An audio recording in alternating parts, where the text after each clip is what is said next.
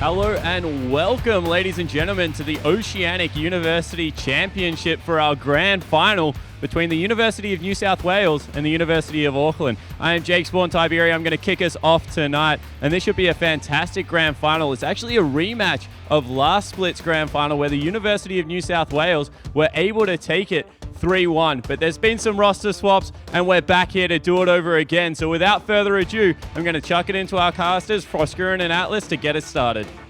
Thank you very much, Spawn. Looking fantastic in the host role as well. I am, of course, Max Atlas Anderson. This is Ryan Frosker and more, and we're very excited to get into the first game of this gigantic best-of-5 series. New Zealand versus Australia, UNSW versus the University of Auckland. It's going to be a huge one.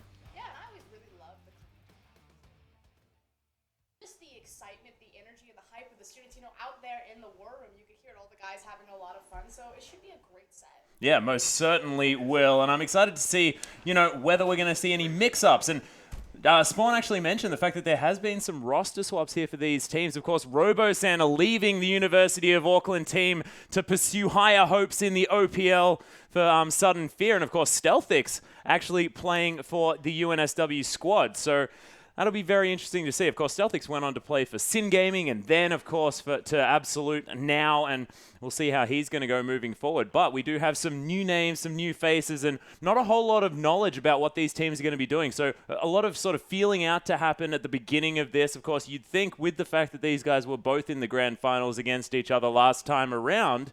But look, interesting stuff. It just speaks to the depth that the Oceanic region has for its professional players. Again, this is the amateur circuit, so the OPL players are not allowed to play in it. But the fact that both of these teams making it to the finals had players that went on to pursue professional careers just speaks to the talent across the board in both these universities. Yeah, there's also the fact that, there's been a lot of big players that have come from UNSW. Of course, a lot of our sort of players that have come in from the University of Auckland as well. When I was over there for Armageddon, I believe it was last year, met a whole lot of these players. There are a lot of New Zealand players that have been massive here in this game. But of course, let's take you through the lineup of the University of Auckland. As you can see there right on your screen, in the support position, it is going to be Bark Bark. Unfortunately, not with Mumu on the team this time around. Liberty is going to be taking that AD carry position. Tam Jong Q in the mid lane.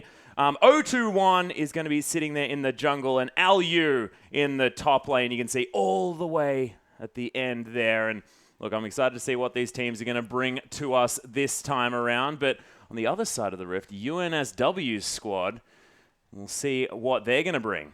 So in the top lane, it's going to be Toasties closest to us in the camera. Next to him in the jungle is going to be Huey.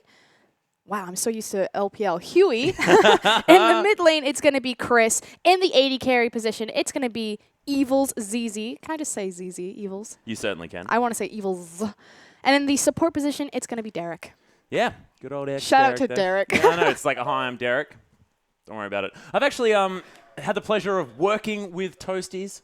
Him and I actually worked together at the EB Expo, I think it was about 2 years ago. That's a throwback. That is a gigantic throwback, but does definitely love his Tryndamere. We'll see whether that happens in the top lane.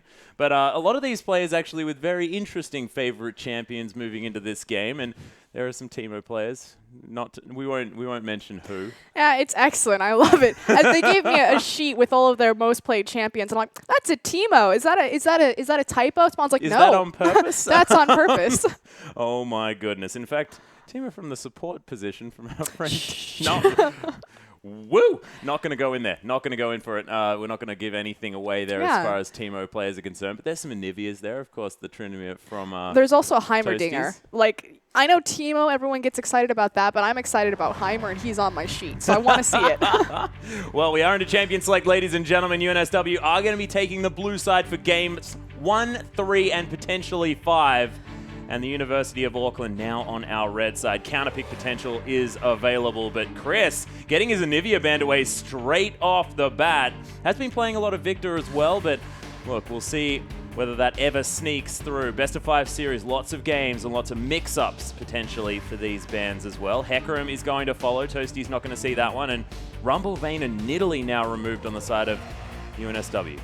And again, the beautiful thing about kind of these collegiate leagues and a lot of the overlap that these teams have is that they get really comfortable with each other, and you're able to find those really key target bands like the Anivia. So the staple bands of the red side lose a lot of their emphasis and their factor. Yeah, I was actually going to have a bit of a conversation about that, because Nidalee, Vayne, Rumble, not necessarily champions that you see on a ban list very often. Anivia, Hecarim, Sivir, it's a very similar story, apart from Sivir seeing a little bit more there. Evils XX actually managed to get UNSW through the semi-final, which they got brought to a Game 3 in the best-of-3 series, and really managed to come out on top in that particular game. But now, going to be removed. Evils XX, ZZ, whichever number it is. But look, Shen, going to be locked in. Priority pick. I love the player cams. He was just like, Shen, really? It's open? Yeah, of course it's open. They banned Anivia. Well, and Hecarim and Sivir. So Elise is also open. Aurelia there in the top lane. Alyu just saying, all right, well, if you want to play this tanky champion that's not going to be able to kill anything, I'm just going to kill you. I actually not going to, though. He's going to switch over to Aatrox. Please, Cloud Templar. I actually really like the adaptation of Aurelia. We were talking about this the other night. You know, why hasn't Aurelia seen more play other than the mid lane when all of these tanky champions are really on the rise, especially as we're opening up, 1-3-1s and split pushing potential, because Aurelia is fantastic for that. She has a lot of interruption tools against a Shen, so she can cancel his Stand United. She's going to be able to push him in, and she has kill pressure on a lot of these tanky champions that most top laners just don't bring. That's exactly right. I actually really like the switch over to the Aurelia, especially on the side of University of Auckland. Robosanna's all-time favorite top laner in that Aurelia. Not sure whether it's all-time, but definitely is playing a lot of it at the moment. Stop Tristana spreading your lies. Tristana going to be locked in here, though, with the Alistar. Bottom lane now confirmed for the University of Auckland, and that is actually a lot of level 2 power. I love level 2 of the Alistar and Tristana, but I just love that it's going to be answered by this one. The OPL special. So we've seen a lot of Tristana now emerging globally in the North American and European region. The first time I ever saw this champion played on a competitive stage, though, at least this season, was in the OPL. I was like, why are they playing Tristana so much? Is this just a thing? I go into Osh solo queue, they all play Tristana. They love this champion. Don't know why, but it happens. Hey, no. Have you seen the Oceanic style, though? We like to push turrets. And you like to jump. Yeah, we like to jump around, push turrets. It's not even about Mario players here in Oceania. The tower pushing, it's just about the hopping. No wonder Nidalee was banned. You gotta eliminate all hops. Yeah, it's a very good point. No pouncing, no hopping, nothing like that. But no you can playing Valkyrie. with terrain either, like not going to be condemning people into all that sort of stuff. We know that terrain is a problem, especially considering our last experiences. Once again, the Aurelia going to be hovered here by the University of Auckland. And speaking of bottom lane matchups, we can actually go into this one here as UNSW locked away the Morgana and the Corki. The thing about Morgana's Black Shield and how it's going to interact with Alistar's Headbutt Pulverize combo is actually if she Black Shields herself and he goes into it, it's not going to give you the knockback, but it's effectively a free gap closer for Alistar. Yeah. So then you just have to make sure, like, if Morgana and Corki are ever standing next to each other, it's the same kind of idea with Leona, whereas if Leona connects, obviously you won't get the stun because the Black Shield will be there, but if you're right next to the AD carry, you just pop and punch him in the face. Same thing with Alistar. So if he gets the free W but no knockback, and Corki and Morgana are together, the Pulverize will still connect with the AD carry. Oh my god, I want Evil ZZ to do this right now so badly. Make sure that they flex both the Morgana and the Shen. Shen support, Morgana mid lane, Toasties right in there with his Tryndamere in the top lane into the Aurelia. Not going to happen at all as Huey's going to lock away the Gragas. That's his comfort pick there in the jungle. And Derek, just goes over to the comfort in the mid lane there for Chris. So a lot of happiness here on the side of UNSW. And the thing that I want to point out is kind of touching back onto the bans, the fact that we saw a Rumble ban, that's actually a targeted Rumble mid ban. Tamjong decided to commit on the Fizz mid, but one of his most played champions is Rumble. Yeah, it's just his favorite champion in general. Just happy to pick that one up, but not going to happen this time around. Just going to get banned away. I actually really like Rumble in the mid lane against a lot of these melee champions that have been running around. Equalizer is like the size of the lane. So it's like a little runway. It's like he's Gandalf. He's just, you shall not pass, puts it over the front of his lane. That'd deny it, but 0-2-1. Looking at a Master Yi. 10 seconds to go. I hope you're ready for a Devour. Yeah, it's not happening this time around. Alyu, considering that. What are they jungling? The top lane. Is that a Fizz jungle? Could be a Fizz jungle. Could also just be a interesting. Please take us through what this team comp does, roster. I'm going to assume that it's going to be a Fizz jungle, Vladimir mid, and then Aurelia top. Waiting for it. There we go. Okay. So there's a lot of damage. So New South Wales, what they've got going on for their compositions is actually a pretty standard comp. You have a lot of AoE potential. You've got great hard engage with the 10 Shin taunt, the Dark Binding. You have great disengage reset potential with the Gragas Cask. And then you just have massive AoE spam with Quirky Gatling Gun. And then, you know, Victor comes in, presses all his buttons, and people die. Yep. On the other side, the Kiwis going all like carry potential. There's carries in every single role. They don't really have a front line. You have superficial tankiness that's going to come out of Vladimir's build as well as Alistar's ultimate.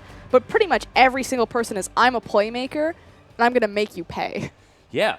It's basically a let's go the heck in kind of composition. I'm excited, but I'm a little bit worried here for our Auckland lineup just because they don't have that dedicated tank. They don't have masses of CC here. I mean, Equilibrium Strike hanging around. I mean, there's a slow from a fishy thing and some pulverizers, but that seems to be about it. Yeah, but in the in the semi-professional circuit, sometimes you can really get away with this because there's going to be a general mismatch occasionally on just your mechanical ceiling. That's a good point. So if you just want to try to brute force your opponent, especially in a game 1 of a best of 5, I think the strategy actually makes a lot of sense. You know, don't try to coordinate your composition as much. Just try to be flashy. You know, we said to them, we're like, just give us a good game. Just murder people. We'll have fun. They'll have fun. I'm having fun. The best thing as well is the fact that, like, it's a game 1 and a best of 5. There are a lot of games that are going to be played regardless of whether you win any. So you're going to have to get back on the Rift for games 2 and 3 regardless. And you may as well hop on comfort picks first off, because if you can win with your comfort champions, that means all the momentum now in your back pocket. Everyone has to change up their ban strategy. They have to change up what they're going to be doing in that champion select. And look, we'll see whether it's going to pay off here for the University of Auckland. But it's going to be frightening. That being said, we are on to the Rift. Game 1, New South Wales taking on the University of Auckland. As Evils XXZZ, I'm just going to say XX, I think, most of the time here. I just want Evils. Evils. Maybe you just call him Evil. Don't even worry about it. Huey, though, hanging around here on the top side. Looks like we're scouting for a potential lane swap. Lots of deep vision going down Proskeren. Yeah, so Auckland did set up into a 5-point. That said, they had to adjust their 5-point as they saw New South Wales pushing in, getting those deep wards. We'll see if they actually commit to the lane swap. I would prefer them to go into the 2v2 just because Morgana, I mean, she's okay if you unlock her and she roams around early, but she has really good wave control with her Tormented Soil, especially, you know, post-level 2. And Morgana Corki's a relatively strong lane, especially looking across from Tristana Alistar, so I would just try to put down the hyper-scaling potential of Tristana as opposed to try to make a structure rush. Well, looks like UNSW were heading towards the bottom lane with that duo, but instead, back pings on the Corki. He's now moving past a whole bunch of wards towards the bottom lane again. So, wasn't going to be spotted, but now it most definitely is. It's very important, though, that Auckland now have information about where Huey is starting on his jungle.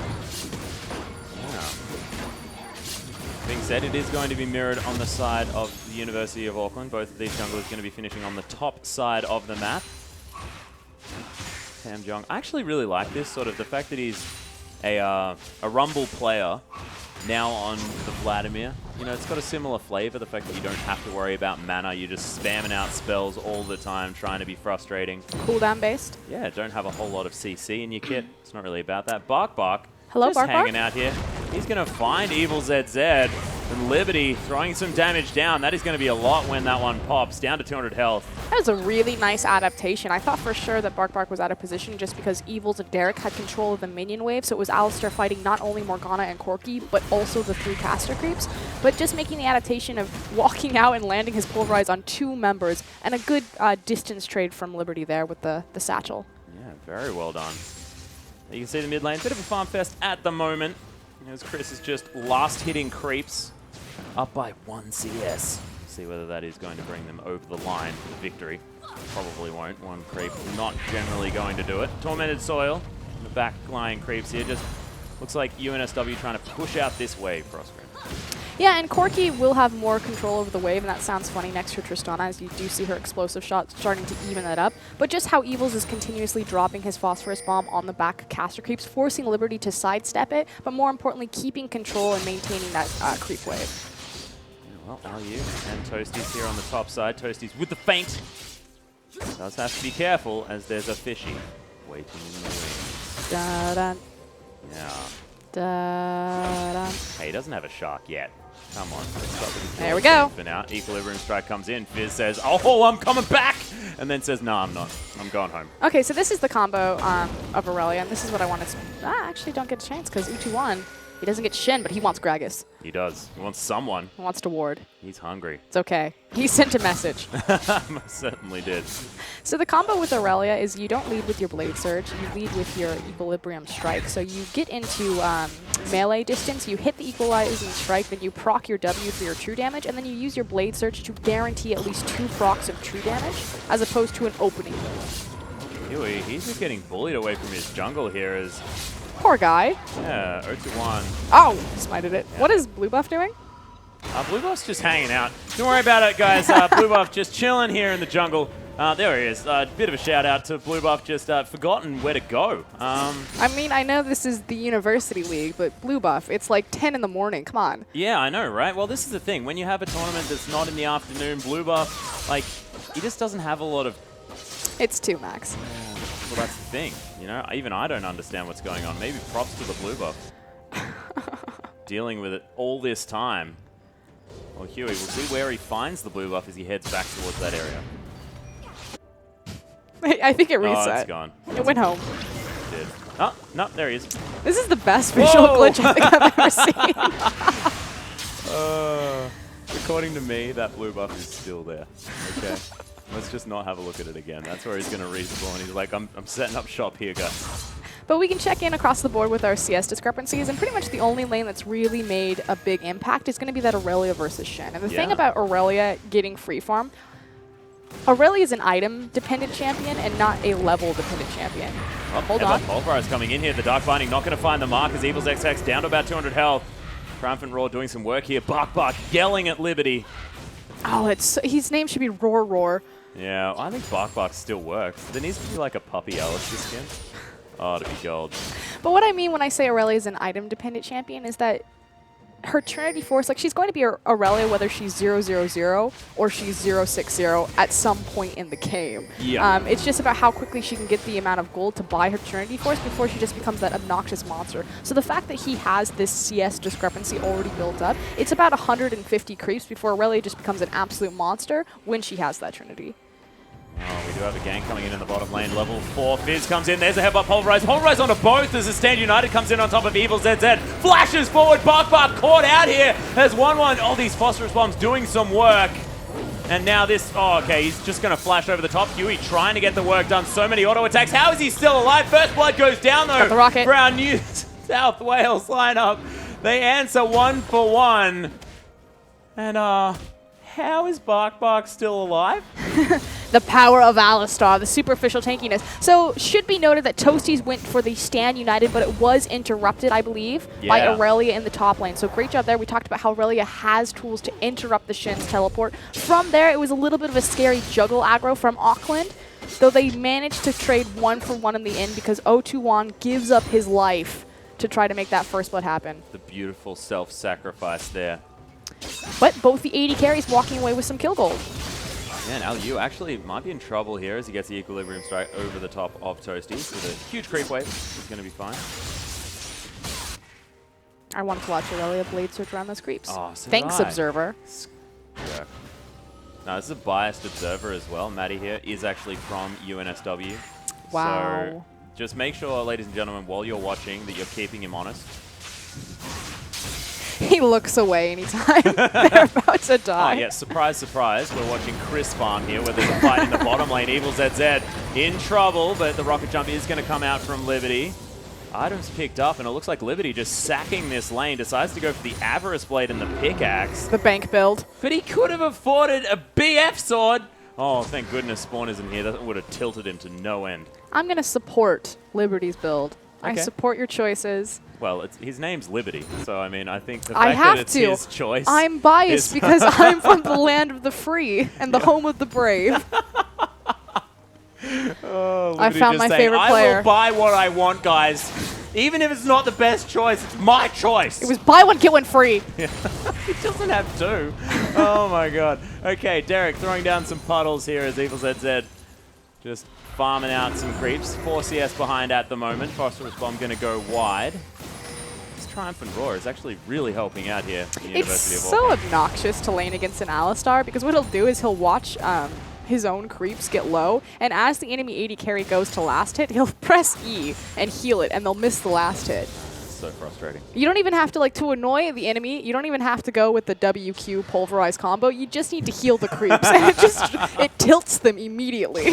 No, it's actually really good. Alice was trying to do it against me, but I'm so bad at farming that I actually managed to get the CS because they've healed it up. It's fantastic. Thank goodness, you saved me. Yeah, cheers, man. So much better at farming now. You can see the Vladimir able to get through the early stages of the lane very, very well. Almost at level 9 mark. Yeah, and he's also rushing an Abyssal Scepter. Yeah, who needs a revolver? It doesn't synergize with your kit at all. So just a lot of respect, honestly, for Chris there on that Victor. The thing about Vladimir and why I actually really like Vlad into the Victor is because of how his Sanguine Pool will deny a lot of Victor's damage just because the Chaos Storm is instantaneous. But hold on, because we got some fishy things happening in the top lane. Yeah, something fishy going on. He does have the Chum the Waters available here as Toasties might need to be careful. He's got a fair bit of tankiness, but not to the magic damage that's going to be coming out from this Fizz. Meanwhile, Evil ZZ, he's going to pick up a kill there on the bottom lane, but it might be answered. Bark smacks him in the head with his cowy arms. Derek just trying to pull him to death, but I don't know whether that's going to work. But in the end, it's a one-for-one trade. Oh, the Ignite's ticking. Chris, so close to dead. Last tick, not there. There's 0-1. Huey's up here as well. This is uncomfortable. Okay, it'll be fine. Okay, restock in the bot lane. It was a one-for-one trade, but it technically went in favor to New South Wales. Here comes Fish. Yeah, Fish. Not lunchtime yet, though, for that one, as Toasties is able to make it out. Lunchtime. Yeah, exactly. Corki is now 2-2-0, and the kill gold was split between Alistar and Tristana. So bank build. He knew that Bark was going to get that kill, so he's like, man, I got to save up for later. I got to get the Avarice Blade. It's going to be KS me all game, I just know it.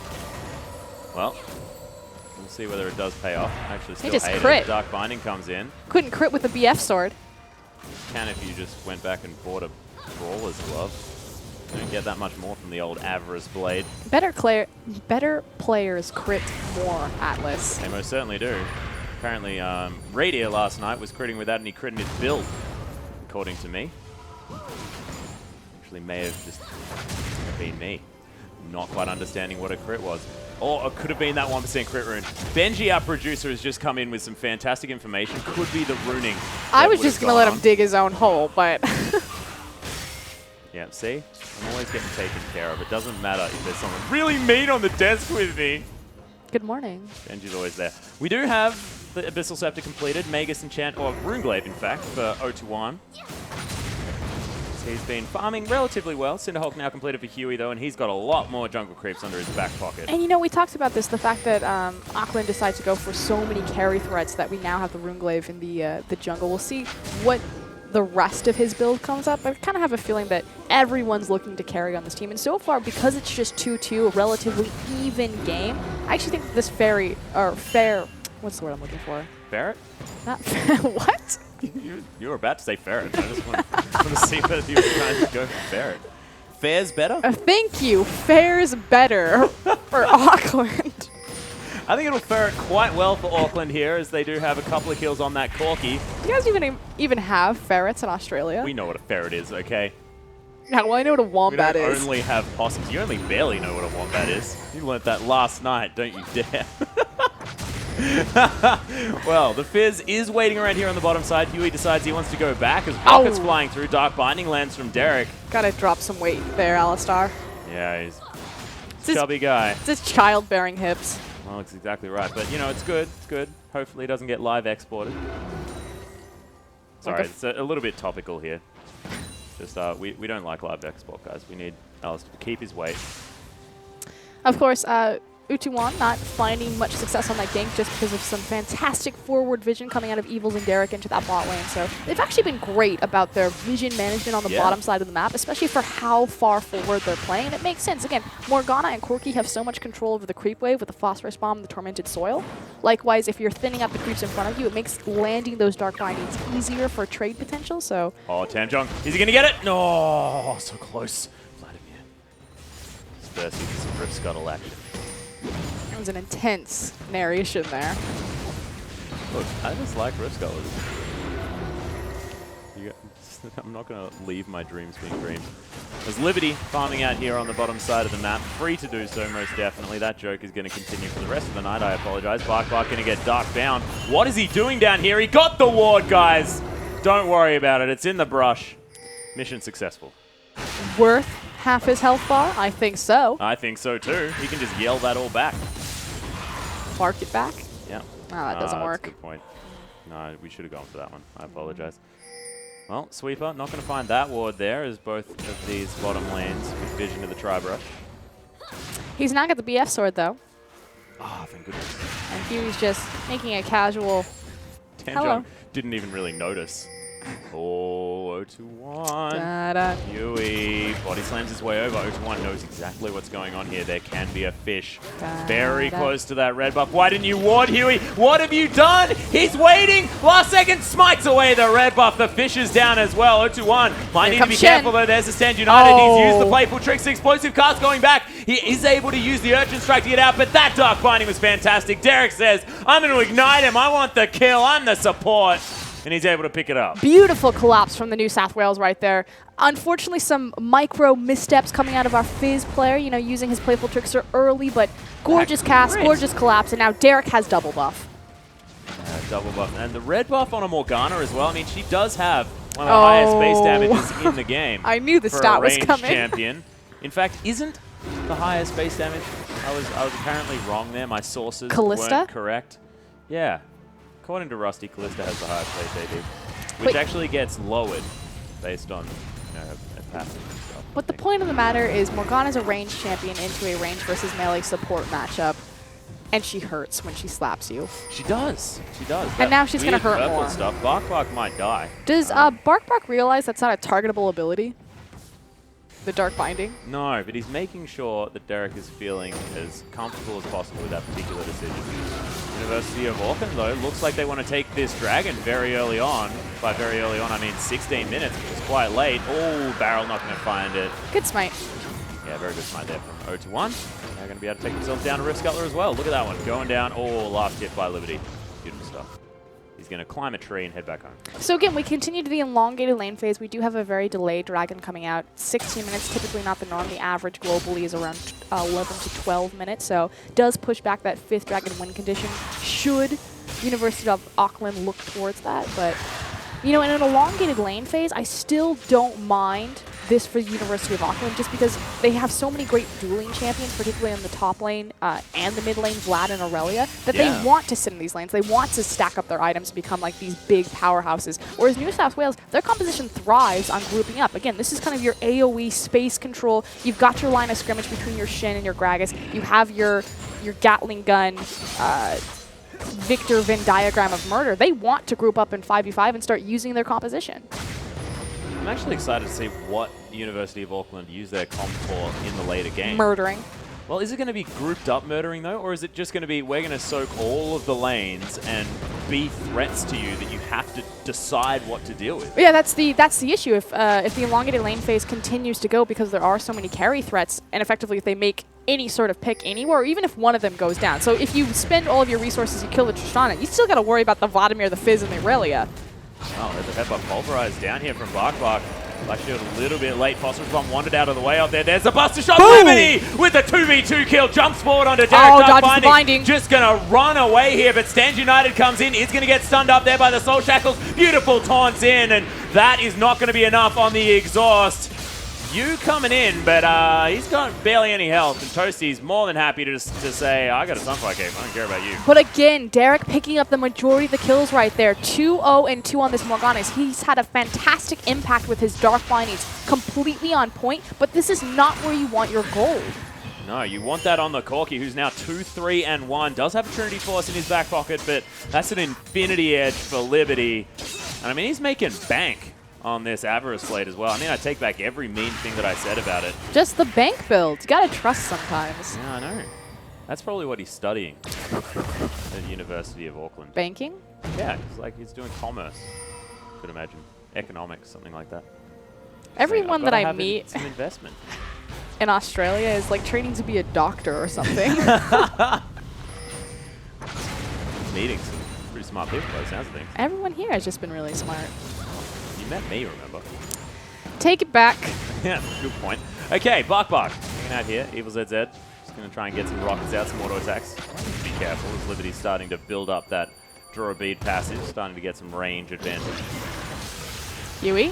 Oh, there's the gravity field. Hemoplague's down. Tamjong heads back in with the flash. The ignite's there. Don't know whether the Hemoplague's going to be enough. The explosive cast puts him in range. Huey, what are you doing? Oh my goodness. A beautiful performance out of Vlad right there. He held his W cooldown for Even so better by the Gragas. long.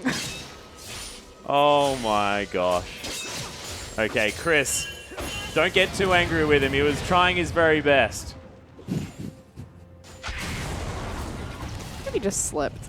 Yeah, I think so. Slipped onto an arbor. Well, he pushed him into tower range. But again, it speaks to the strength of Tamjong right there. The fact that he held his W for so long. He could have easily dodged the cast by just pressing W and going to pull form. But, you know, saving it for the absolute worst case scenario. Seeing that cast was going to push him into the tower range and then dropping... Case scenario. I'm not sure. Shadow Dash is going to come out here from Toasties as Transcendent Blades is there as well. Trinity Force now completed for the Aurelia, starting to trade very nicely here. Deciding to keep his health bar very, very low, but Hidden Star going to help him out. First tower of the game will fall in that mid lane. That's a huge boon for the University of Auckland. Yeah, Top's going to follow as well here. So University of Auckland just, their laning prowess coming to fruition. But this is what we talked about. You know, New South Wales, their composition thrives when they group up, especially on the power spike of the Trinity Force, which is complete in Evil's back pocket. Yeah. So they need to be looking for these 5v5s. They can't continue to elongate this lane phase and to let this lane advantage run them over. Yeah, and Al Yu looks to have had some training here from Robo Center, of course, playing the Aurelia fantastically. A lot of pressure there on the top side. We've probably got hasn't. I'm just a massive fanboy. Abyssal Scepters. Oh my goodness. So much. So much layering of magic penetration. I know. They can stand on complete opposite sides of the fight, and everyone will get magic penetration. By everyone, I mean Alistar. Yeah, Alistar and the Equilibrium Strike of Aurelia. Powerful stuff. Does Buster Shot still do magic damage? I think, no, I think Rocket Jump still does magic damage. So as long as Liberty is Goomba stomping his way around this one, we're going to have a good time. Oh, here we go. Here comes a collapse. This is what I like. Yeah, 0-1. He's on a Pink Ward. Knows what's going on. Pink Ward there for Tamjong. Yeah, that Death Ray not doing all that much damage at this particular point. Heading back into that mid lane. Dragon will be spawning in 33 seconds, so that should be the next big point of contention. As I say that, though, they ignored it for the first 16 minutes of the game. Yeah, they may assume that it has a 16-minute cooldown. Who knows? But Tamjong, this is interesting. I think it looks like he's going for a Spirit Visage as his next item, identifying a lot of magic damage on the side of New South Wales. But we also talked about how they don't really have a tank. They have some superficial tankiness just in Vladimir's kit and then Alistar's ultimate. So by going more of a tank-oriented build with the Spirit Visage, which is going to synergize really well again with Vladimir's kit, this used to be kind of the standard that you would go Woda into Spirit. Oh my goodness, that headbutt pulverize is fantastic. Bark dodging out all of the abilities as well. Unfortunately, none of his team were there, so couldn't do anything about it. I was going to say follow-up, not really an option for Bark. No, but he was sending a message. Don't mess with me. Exactly. Beware of the dog. Hey, we found Dragon. Yeah, there it is. There it goes. Yep, heading back again now. They've done a good job, though, collapsing their resources, especially because Alyu doesn't have teleport, so doing a good job recognizing that he needed to walk from base. So shove out his wave, base, and then walk to the pit.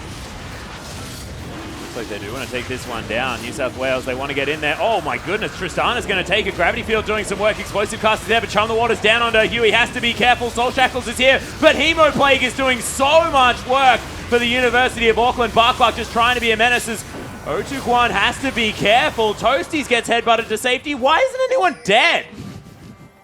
Because one team is running forward, the other team is running backwards. Yeah, something like that seems to happen. Tamjong, he's upset about it as well, as he's just going to try and pressure them off the turret. UOA are able to take 2 objectives from that. Yeah, and a 1-2 swing. This gold lead has suddenly opened up to 2K, possibly more as they crash down on this inner tower. But yeah, Tamjong, this he guy's doesn't crazy. have Hemoplague. What is he doing? Just yelling at some creeps. I like it. Bark caught again. Oh! There's a 2-man knock up there as Otukwan able to get into the backline, takes down the Corki. Derek now running under his inhibitor turret. Goomba stomped in the backline is Huey as Tamjong right over the top. They're diving the base? Okay, this is how we do it in the University of Auckland. You kill everyone no matter where they are. But a 2-tower swing and a clean ace for the University of Auckland. We talked about this. The elongated lane phase, it favors their composition because they have so many carry threats. The issue with having a Fizz in the jungle or a Vladimir who takes time to scale up is you open yourself up for weakness in the early game. Group up early, make some skirmishes, put the pressure on. If you get these snowballs behind, it's very hard for them to come back. But New South Wales didn't pressure them at all. Just gave them time to farm up, find their item power spikes, and this is the punishment. It certainly is. Working out very well here for the University of Auckland at the moment. Of course, the last time these two faced in the final, it was a 3-1 victory going over to the New South Wales squad. At the moment, University of Auckland definitely showing that they could take this one. Close to 6,000 gold the lead. Just look at the completion of items across the board. The fact that we have an Infinity Edge, a Static Shiv, and a Bilgewater Cutlass already online for Liberty compared to the Trinity Force Bork ingredient for Corki there. The Bilgewater shoes, Sorcerer's style. In Auckland, they understand how powerful they are. You know, picking up all of their vision. There's no longer anything for them to play around on the bottom side of the map. So moving that to the top side, starting to heavy pressure invade.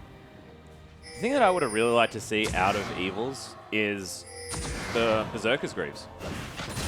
Because you're just not going to be doing very much magic damage to this squad. Really There's so much magic resist. Berserker Greave Corki build. Yeah, he does a lot of shred, you know? Like, I think it's good news. And you're not going to be doing magic damage to this team. You're just flat out not. According so to the double abyssal Spirit Visage, yeah. Yeah.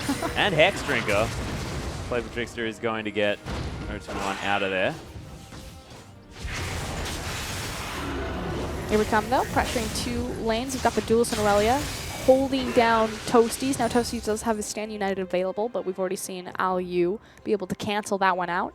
The Alistar ultimate is also online, up and ready, so they could look for a potential dive. And if we've seen anything from Auckland, it's that they do not care about turrets. They most certainly do not. 0-1, though. He's heading towards the bottom side. Big wave there. Nice management from the New South Wales squad, pushing that one back out, making sure they can't get sieged for too long.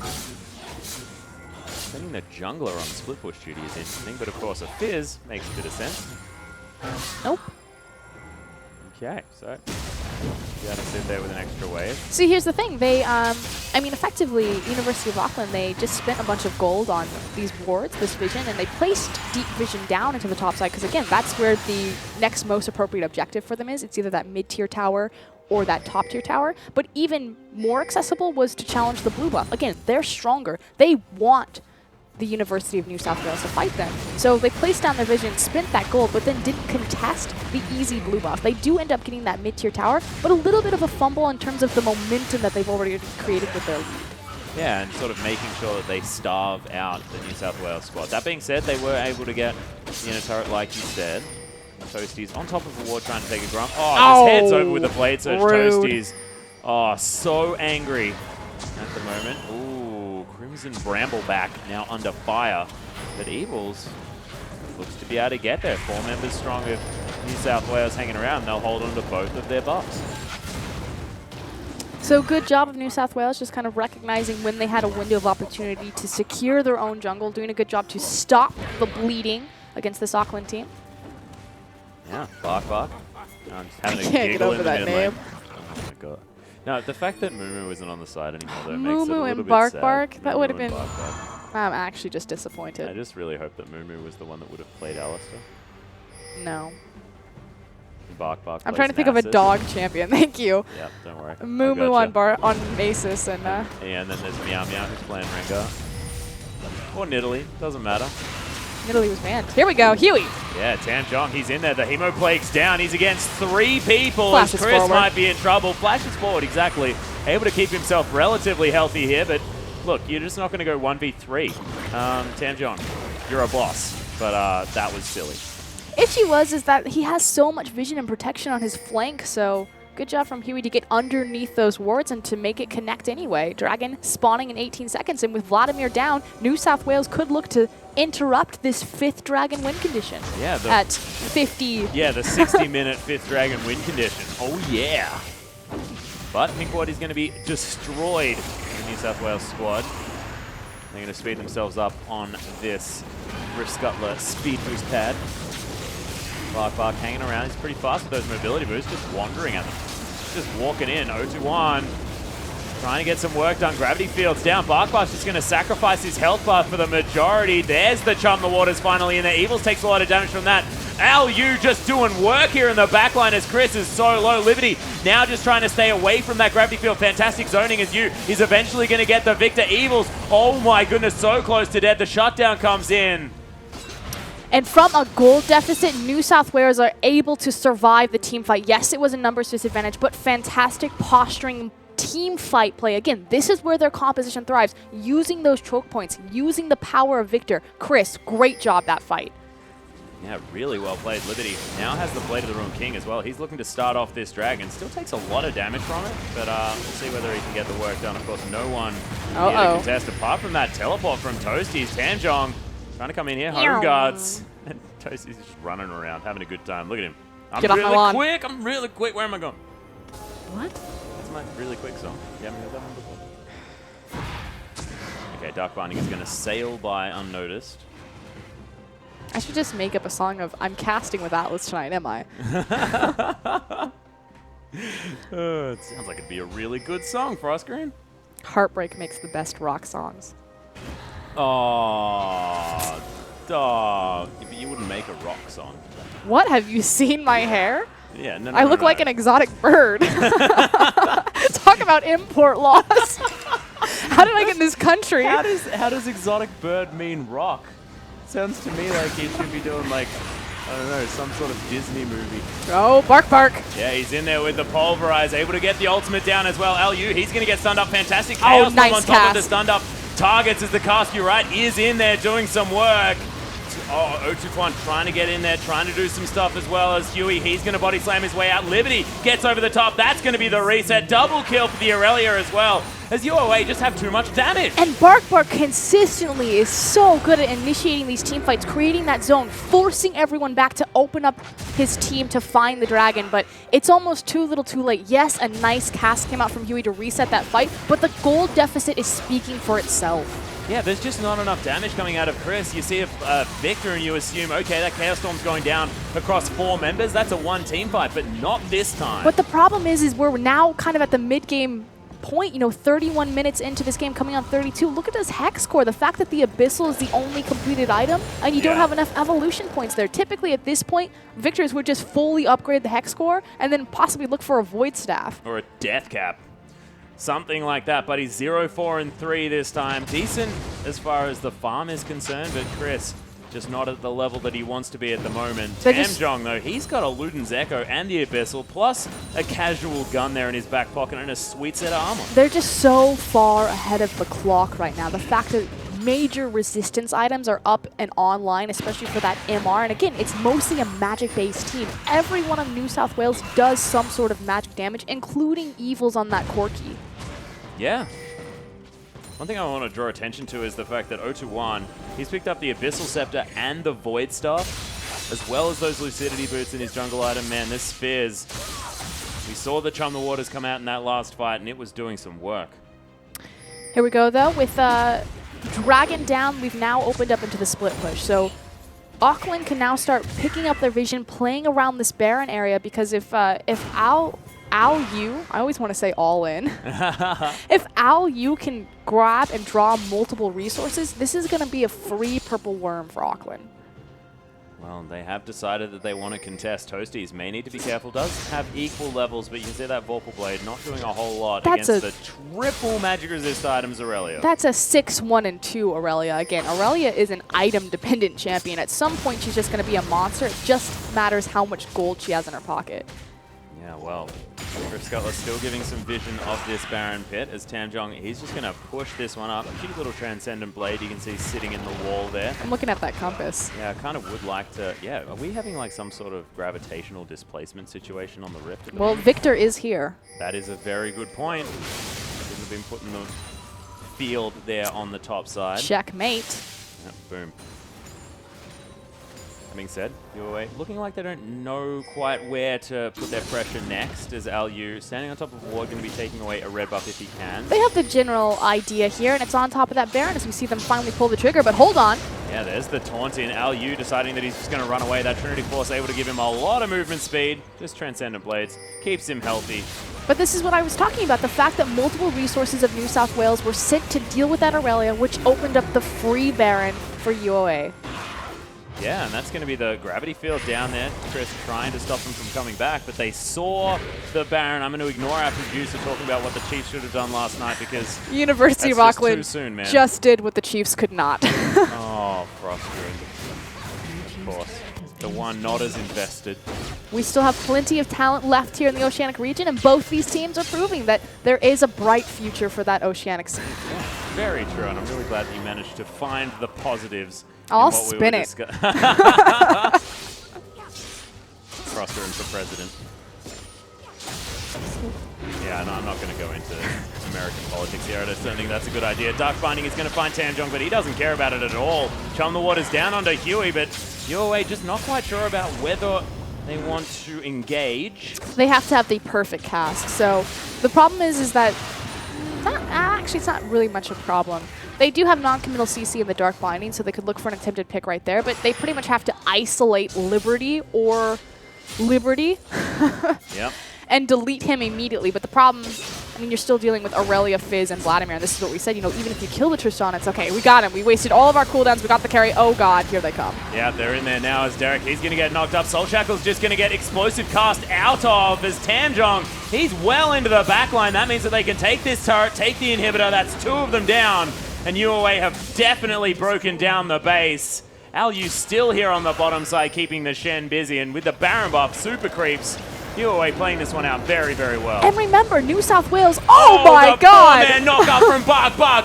Suicidal play, but 6 CC. Hashtag Worth looked flashy, put it on the highlight reel. Yeah, just say cut the video, cut the video, cut the video. Cut the feed, look away. Yeah. No, New South Wales, they're the favorite team going into this. You know, this is a rematch of the finals that they won. So for Auckland, again, to find their comfort champions, to come out in game one of a best-of-5 series swinging like this, yeah, huge burst of confidence and momentum. Yeah, massive stuff. And we mentioned this before heading into this game. We were like, picking your comfort picks, picking the fun champions that you just want to wreck people on. They're doing exactly that. 10,000 gold lead, close to 11 for UOA. And they're doing it looking like they're having the best time on the Rift that I've seen a team have. Bark is having a great time. Oh, yeah, he's like, whoop, I'm okay. Oh, wait, hang on, I got no damage and no team. Oh, dang, this isn't working. What is with you role-playing players? Have you heard me before? Yeah. We've been hanging out for quite some time. Oh, dear. It's like D&D on the desk right now. Where's the 20? Yeah, I needed it. That Pulverize was a D20. Damn right it was. Unfortunately, that, what was it, initiative? Or teamwork? You have to roll is there a teamwork roll? You'd need one of them. We're getting super deep here as Bark once again, 1v5! Can he make it happen? Nothing's happened yet as he headbutts over. Gets it, wants to get back in there, but Tamjong, it's his turn, trying to go 1v5. Doesn't have a Zhonya's yet. Well, the Ancients was completed. Liberty just jumps through, flashes into the wall. Chris, he's going to fall down just too far ahead. This UOA squad gets over the top. Evils is going to die. Double kill for the Tristana. Derek going to get Goober hopped on. Triple kill. And Liberty is just throwing autos everywhere. It is absolute chaos, and University of Auckland are thriving in it. Like you said, 1 hop, 2 hop, game hop, as they'll take the first one. Yeah, Tamjong's just like, all right, if this Alistair's going in 1v5, I'm doing it. He suicides. Not a lot happens there, but they're so far ahead, they're able to take the game. Nexus turret's falling. And the University of Auckland with a fantastic Game 1 performance. And if you're New South Wales, what do you adjust here? There are... What do you ban out? Are you the Tristan is the problem, the Vladimir is the problem, the Fizz is the problem. Hell, that Alistar is a huge problem. Bark had multiple 5-man Pulverize. Did it mean anything, really, in the scheme of the fight? No. I know what they do. Toasties needs to get off the Shen. Shen doesn't do any damage. Play the Tryndamere. Start split pushing, killing people. I mean... You fight fire with fire. Fight fire with fire. Just we want more damage. Lock in all carry champions. Let's go. Yeah, no CC. I want to see like Mordekaiser in there. Just only damage. No. Damn it. I'm going to pull the plug on that one. Yeah, well, I don't think we're on 5.16 either, so we're not going to have any big old dragons running around the Rift. So it's just not as fun. So way to ruin my excitement here, suggesting the Mordekaiser, but I actually think that they probably do need to get a little bit more damage in there. They were orchestrating team fights quite well, but it was the fact that during the laning phase, they just got outscaled. Yeah, they got too far behind when they decided to pull the trigger and engineer a 5v5. So that's the thing. If you're going to take a composition like that, you need to group up earlier. You can't have a 16-minute dragon. And yeah, that actually went over to the University of Auckland. New South Wales didn't even get a chance to, Look at it. try for that one. So I think it's just kind of restructuring. If that's the composition you want to run, you have to run for your 5v5. Yeah, you certainly do. But ladies and gentlemen, it is a best of 5 series. UNSW's team definitely trying to rejig what they're trying to do here, but it's a best of 5, so they can come back in the next couple of games. But we are going to have a short break. When we get back, Game 2 between the University of Auckland and the University of New South Wales.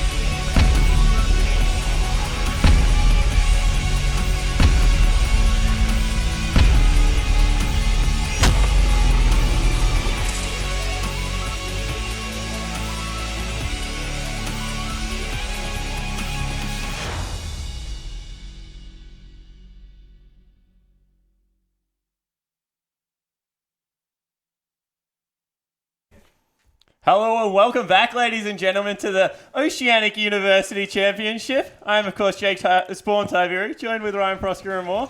That was a pretty good game one. Who are you and how did you get on the desk? No, it was actually fantastic. So we talked about this. University of Auckland, they went for a 5-man carry comp. I'm also going to include Bark Bark.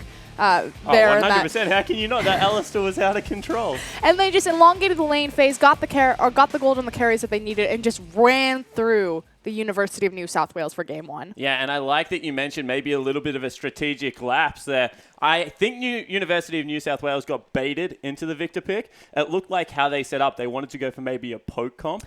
But then as soon as the Fizz came through, that didn't happen. No, I kind of completely agree. We'll see if anything changes in the draft phase or maybe even their strategy as a core because, again, in the collegiate league, because they have so much familiarity with each other as players, especially because a lot of these guys are kind of top-end solo queue players, so they run into each other a lot, it's hard to find those target bands. Everyone kind of plays a mixture of everything. It's kind of a jumble. It's a kaleidoscope of fun. How about that? Yeah, it certainly is. And, University of New South Wales, they bought a cheeky analyst, Stealthix from the OPL. He wasn't happy in the other room. If you're the analyst, what change-up do you see this game coming through for New South Wales? I would group up earlier and I would make Dragon a higher priority, especially if I'm going to build a composition like that. So I think you're going to fight the 5-man wrecking ball. Well, here's the thing. They found a lot of success when they decided to finally group up and use their Victor into choke points, but it was almost too little too late at that point. So, take I want to say a stronger jungler because they had the Gragas, so that's a pretty strong jungle. But, invade with that.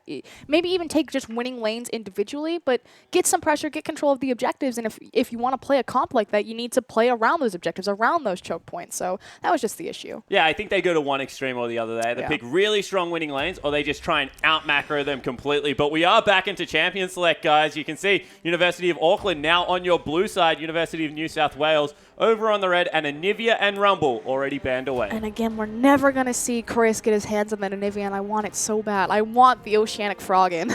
That auto attack.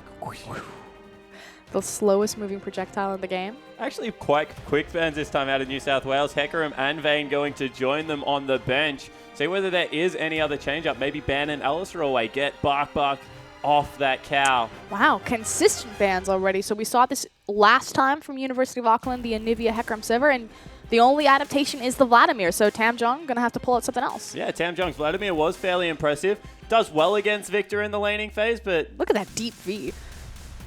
That is a deep V. Looking nice, boys.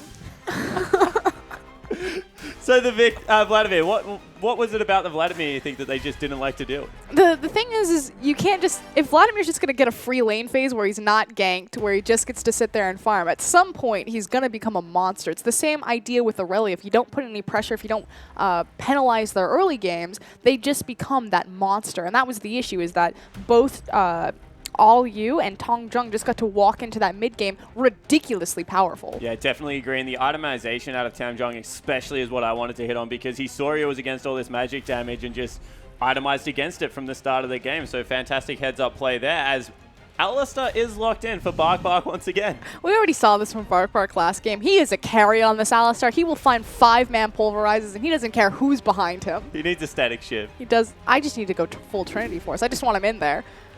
That's a bit expensive. Sure, why not? Do you see how many assists he had? He can afford it. Certainly can. And it will be the Oceanic Special one more time, locked in the Tristana as well as the Janna. Not a bad lane down there for New South Wales. Also a denial. So we have the Vayne ban back-to-back against Liberty. This time around taking the Tristana, so we'll see how deep his champion pool goes. But the one ban that wasn't available because Vladimir has hit this time is the Nidalee. Yeah, and we'll see whether O2-1 wants to bring that out, whether they can flex it somewhere else. We have some good mid Nidalees in the Oceanic region. Still one of the champions that we do like to play in. This is a little bit more of a push disengage come from New South Wales this time around. See whether they go for a lane swap. I'd like to see a lane swap, especially because they've already demonstrated that they want to try to play a more macro-oriented game. So I think that would definitely benefit them with their analysts coming in. But on the other side, University of Auckland actually looking at Lulu this time around. Yeah, so the Control Mage is locked in, as well as that Nidalee. And you said you wanted a bit more aggression out of the jungle for Huey. On the other side of the rift, Nidalee gives you some of that in spades. Yeah, Huey needs to really step up his jungle pressure because U2-1 can run him over on this champion. So mobile, so powerful. We see this in the LPL all the time. Nidalee is just an absolute threat. One of the best level 2 invades as well out as far as junglers goes. If you take the pounce, if you take the takedown, just so much ridiculous damage that can come out of the cat lady in the jungle. And we'll see how University of New South Wales want to hit back. You see a lot of gesticulation on the desk. People pointing at each other. How did you let him get Nidalee? Well, we told me to ban Vladimir. I know I told you to ban Vladimir. And I love it's the fact that Huey in the jungle is the most like vocal one. Top laner, oh, now he's involved. Get in there, Toasties. There's going to be a punch thrown. So they are taking their time, however, with this last ban. They only last 2 picks only have 5 seconds left, and wow. Ooh, okay.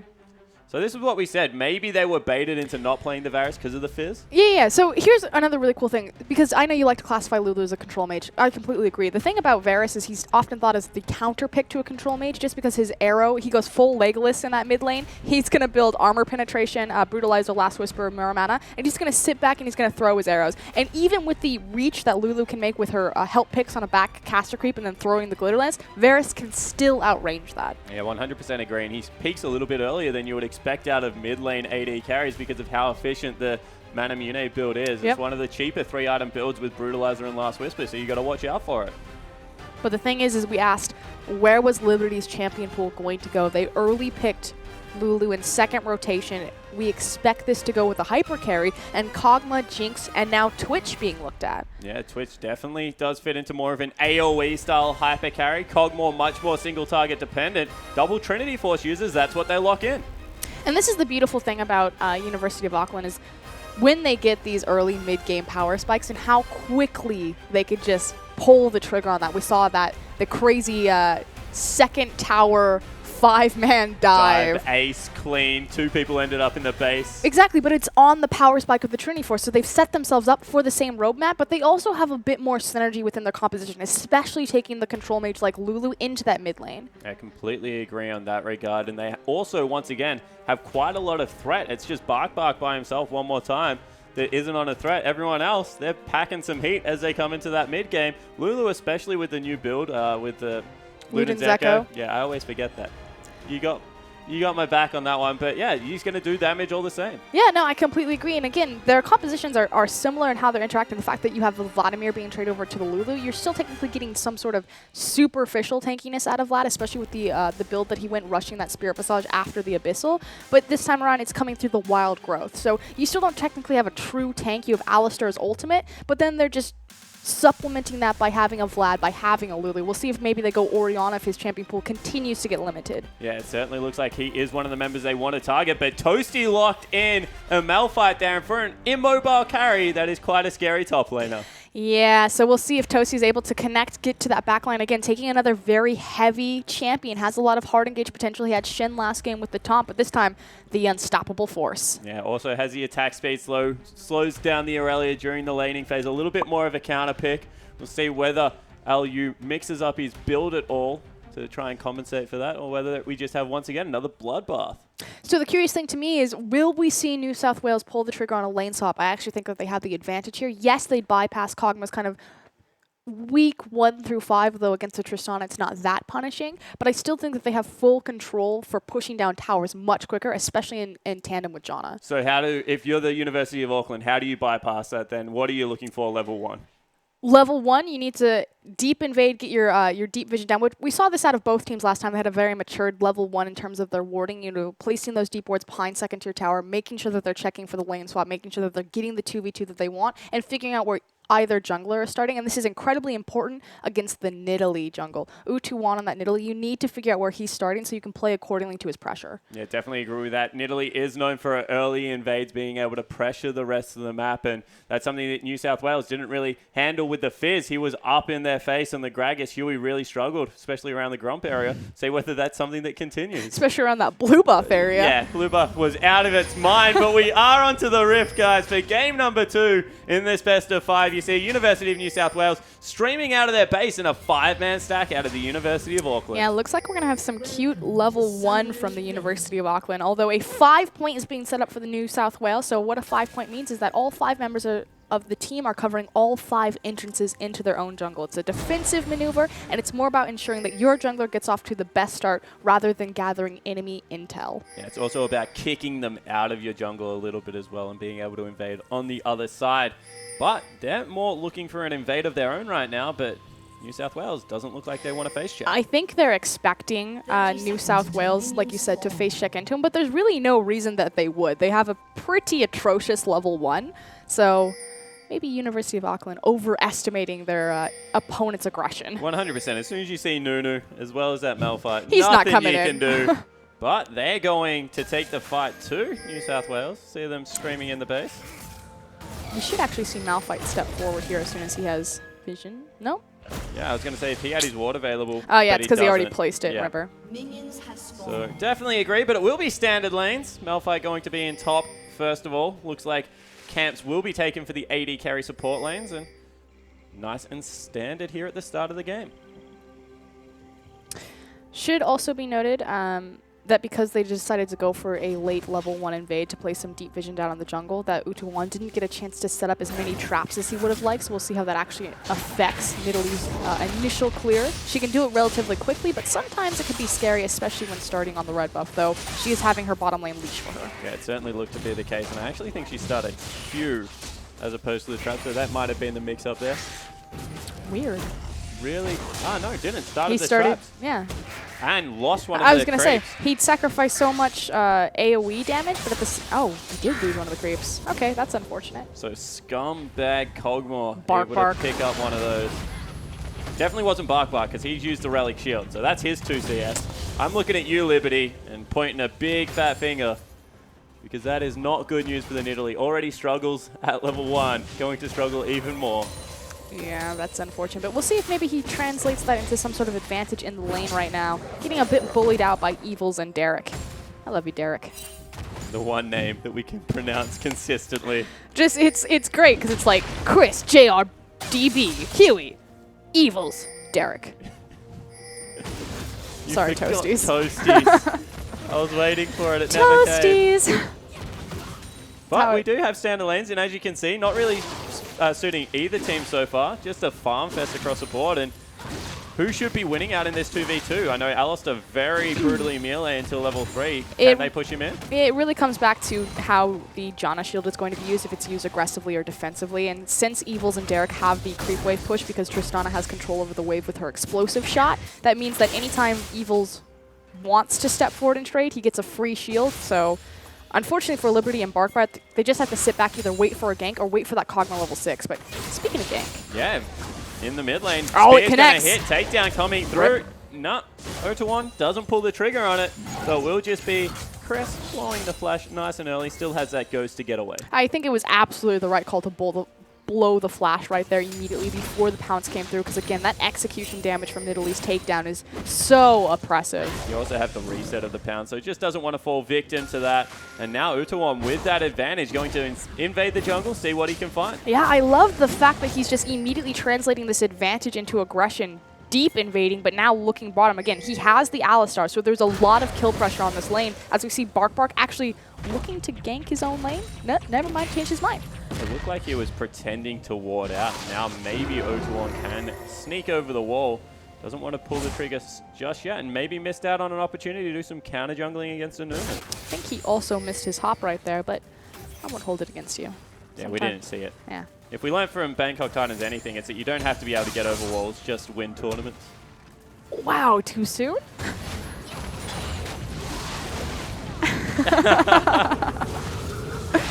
But I have been duly reprimanded by the producer.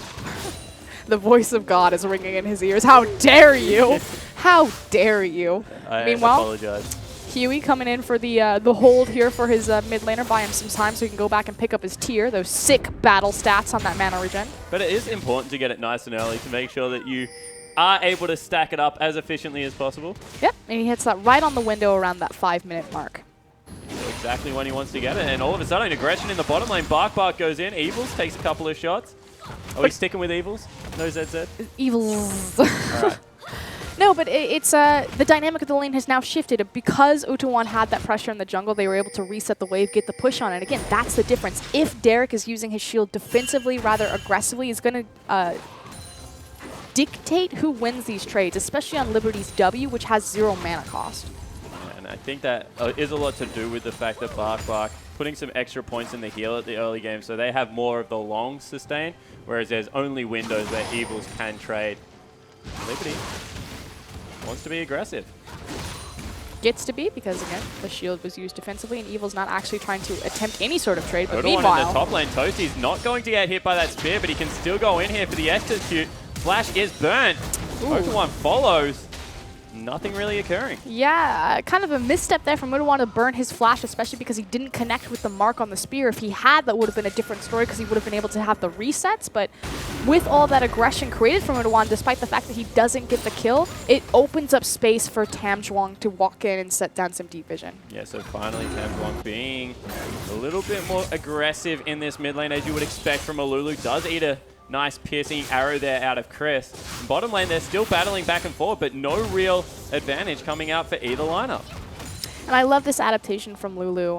Again, we just saw Tam Zhuang do it on your screen, placing the help picks onto the back caster creep and shooting your Glitter Lance from there, especially when he's that far forward in the wave, or excuse me, in the lane, just tapping Chris, tagging him with that Glitter Lance at any point. Yeah, making sure that he can continue to chunk him out, although Chris, no stranger to poke in the mid lane, lands another arrow.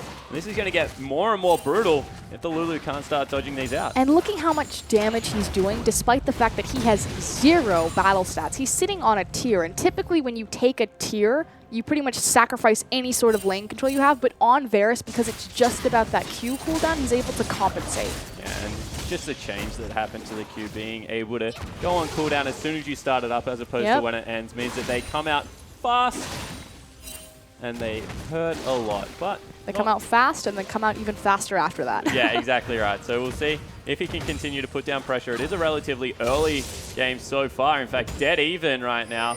And this is good for the University of New South Wales. We said that they maybe fell a little bit too far up behind in the laning phase. Not this time. Yeah, but I still am waiting to see how they play around their ultimates, especially Toasties. He has teleport available, still level 5, should be getting that. Nope, here we go. He has now the unstoppable force, and I want to see how this is used around the map. So LU actually won a trade convincingly there. You can see the W max giving Toasties a little bit of trouble. If that was a Sheen, maybe even more so. What do you think of Faye, John? I think it's just stick potential, especially because he has the W max, so you don't need the Sheen burst damage out of E, because again, you're against a tanky opponent. It's about shredding through Malphite's armor with your true damage, and by having the W max, you just get more sustain out of that, so you're able to kind of beat out Malphite's continuous range poke with his Q. And you can see that's exactly what's happening. Toasty's now falling very far behind in CS, and LU having his way with the top lane. See whether Utawan wants to go up there for another gank. Huey makes an appearance in the bottom lane, not much happening. The classic Nunu gank. The walks drive-by. in. The drive-by snowball blood boil. But since he has appeared onto the bottom lane, Utawan can now make some plays onto the top side. We'll see if he slips in for deep vision, but he's actually looking at this mid lane. See whether he is able to make it work. Good Gets tag. tagged by Glitter Lance, but Chris has already cleared it out. Another spear flies wide. Utawan not having the same amount of accuracy as Chris, although he just misses one cast occur. Meanwhile, now in the bot lane. Yeah, all of a sudden Rocket jump away. Bark takes a little bit of damage, but has that ultimate now, so he's not really scared. We've seen that if anything, he's quite comfortable playing the frontliner role, and everything will go back to even across the map. Needs to be a bit more careful. He does have some tools. This could very well be a Juggernaut comp because they technically don't have a tank. And again, I don't identify a Juggernaut composition just because Lulu and Kog'Maw are on the comp. It's where Kog'Maw stands. If he stands in front, he's a Juggernaut. If he stands behind, I have some choice words for him. He's a pansy. That's a good way to say that. Up nice and close right now. Trying to get some harass down. Still even in CS. Of course, has the Nidalee heal as well. Give him some extra. As LU once again looking. Otawan's in the top lane. See if he lands the spear this time around. So he goes for it. Misses it one more time. Doesn't get the trap either. So no recess coming out of Utawan, and Toasties just strolls away. And unfortunately, finally hits the spear, but too little too late. Huey is in the area, and Utawan looking to continue this chase. Yeah, he really wants it, but can't find anything. Hops back over the wall. Huey runs interference nicely Evil's also quite low in this bottom lane, and maybe Auckland once again getting some small advantages. Yeah, 0-1 though, he needs to start adjusting his accuracy with those spears. He's effectively denying pretty much half his damage by not getting those marks when they count. And he's gone hard farm mode, so what this has meant is that he's missed out on about 3 camps that Huey's able to pick up. So they're falling slightly behind in gold because these ganks aren't efficient. See how these CS discrepancies will translate into the mid-game, especially as both teams should start to look at this Dragon as we approach the 11-minute mark. Last time we had a 16-minute Dragon, so we could still have a 5-minute buffer. So we'll see as they head into that. Who do you think comes out ahead? Is it the level 6 of the New South Wales lineup, or will Cogmore be online enough to be able to fight for this first Dragon? It's pretty much coming down to execution at that point. You have all the tools on either side to execute a perfect fight. I do think that there's more resources and tools for the New South Wales to set up around objectives, especially because they have the Varus. So effectively, execution. Chris lays down the poke. He's been fairly accurate on these arrows. As soon as you have a health discrepancy, you pull the trigger, you send in Toasties. Toasties really needs to be able to start up the fight on the other side of the rift. Probably look for Bark to do the same. Likewise, you have the item discrepancy right now between the 80 carries. The fact that the Trinity Force isn't online for Kog'Maw just yet, whereas Evils has his BF sword available. Once again, goes for the Avarice Blade as well, so Evils, oh wow! Ultimate misses out of Chris. Tamjong would have been in a lot of trouble if that hit, but will mean that just a cooldown is expended in the mid lane. But really starting to get punishing in this mid lane as he has the Murna mana. Teleport into the bottom. Toasties is behind them. Liberty in a lot of trouble. Gets jumped on all of a sudden. 3-man knockup. Otawan's here as well. LU knocked out. Huey with a great ultimate. Bark now becomes a focus. Derek going very low. Otawan flies in there. He's on top of Toasties. This is a very protracted fight, and it looks like everyone's going to get out safe. No, Evils goes down. First blood over to Otawan. He's not done. Chris joins the fight. LU flies onto the backline. Derek going nice and low. That's a double kill for the Aurelia. Now Chris caught out of position on the right side. Please follow one of them, Observer, not both. Chris putting down a lot of damage. He will escape. An absolute chaos, but in the end, the University of Auckland come out on top. What looked so good for New South Wales, Toasties getting on the back, getting specifically in Liberty's face. He resets the fight with a beautiful flash, and Bark comes up huge. And Chris has caught out Tamjong there. Great barrier means that he will survive. Chris unlucky there, but Dragon will be secured along with the 3 kills for Auckland. And we talked about this, how it came down to execution. Again, it looked so good for New South Wales, but Bark, the priority pick on the Alistar, he's gotten it back-to-back games with massive 5-man pulverize. And you can see that Bark, when he teams up with Otawan, much easier to land those spears, so he was able to fly in there, have the impact he was looking for. Does miss that one, and the Aurelia 2-0-1 very much online right now. Oh, just completely uninhibited with a 30 CS lead over Toasties in that top lane. Again, we talk about this. Most pros say you need 150 CS on Aurelia and you're just ready to go. Exactly right. So 50 CS off the 2 kills. That makes up about 30 of it. So he's quite soon to be at full effect as Otawan once again visiting this bottom lane. I found the key here. I just need Alistar to hold them still, and then I can hit the spear. But Toasties doesn't actually...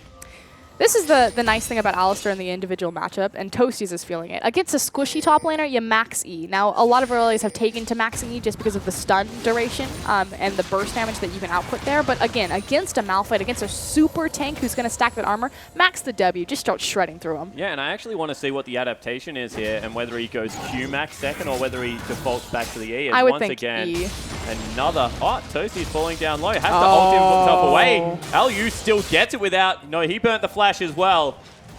And that lane is an absolute nightmare right now for the Malphite. And this is just the thing about Aurelia. You don't open and lead with Blade Surge, and that's exactly why. It's so you can use it as a chasing maneuver. You walk up, get into melee range, lead with your E, proc the W, and then use the Blade Surge to make sure that you guarantee at least 2 procs of true damage. And that's exactly what's happening. Evils feels like he has an advantage right now. Bark low.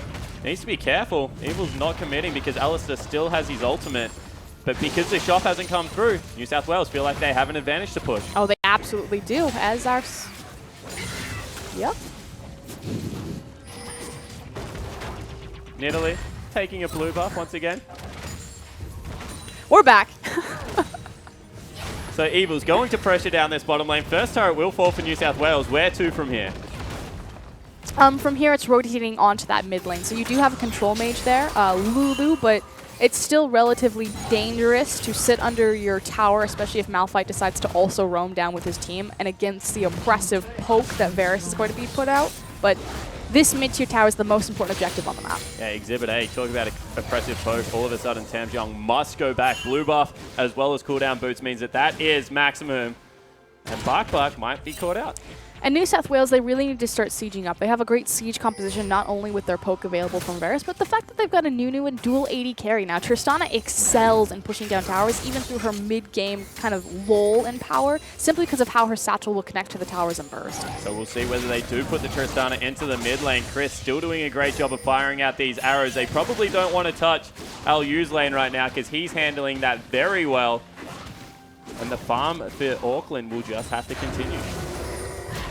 But that said, they're not in any rush. They've got the hyperscaling Kog'Maw, the hyperscaling Irelia, but at this point, Tamjong is going to start transitioning from a early game lane bully to more of a mid-bridge champion for Kog'Maw and offering more utility. And wow, LU takes the turret, and now he wants some aggression on Toasties, who has his ultimate back available, doesn't want to use it. LU does back away, but this is getting even more oppressive for the top lane. Yeah, this is not where a Malphite wants to be. At this point in the game, he's pretty much an ultimate bot, and his entire job is to make sure Liberty disappears. But meanwhile, Talking Liberty about did. people that disappear. Liberty. Oh! Oh!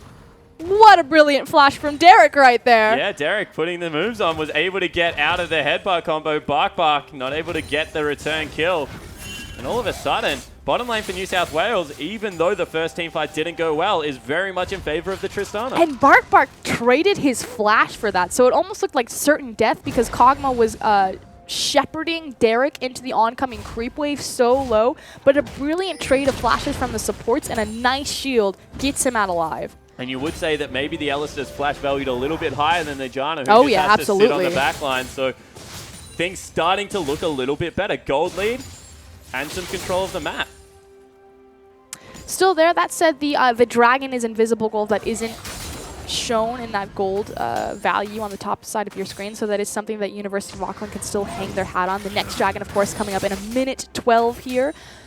This time around, though, you will have 2 Trinity forces on the side of Auckland fight. Yeah, so they're well and truly online right now, Auckland. You can see LU still hanging out. Their vision control isn't too bad, although New South Wales has started to get theirs. Tamjong still just relegated to clearing out waves in the mid lane. Chris starting to get a very good CS advantage there. And not really much is happening until this dragon respawns. Yeah, but University of Auckland being proactive, starting to set up their triangle vision. They want to move into New South Wales blue side jungle and place down deeper vision so they can set up for this objective safely. But New South Wales doing a great job reading Auckland and trying to force them out. Right now you can see top lane is under heavy fire. Do they want to keep LU up there? He's a lot of the money, but getting rid of the Malphite ultimate might be worth it. No, I actually completely agree. That's kind of the one big counter to the composition, the fact that Toasties, and he's already shown that he's able to get onto that back line. Did it work for them? No, but that was mostly on the back of Bark's counter initiation. So I actually really like the fact that Irelia is continuing to put on that pressure. If she kills Toasties, or even if Toasties gets away from her, she's going to take down the second inner tower in the top lane. So a lot of pressure on LU to be able to split it up. You can see the siege has begun in the mid lane.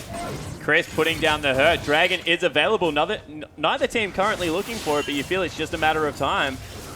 I mean, the onus is on New South Wales right now just because the advantage is for University of Auckland in the top lane. They can be patient. They can wait for Irelia just to naturally win this matchup. So they need to pull the trigger now because Toasties is barely hanging on. Yeah, and the other thing to note is that Chris doesn't have blue. It's just become available. They need to grab that for him because he was running out of mana.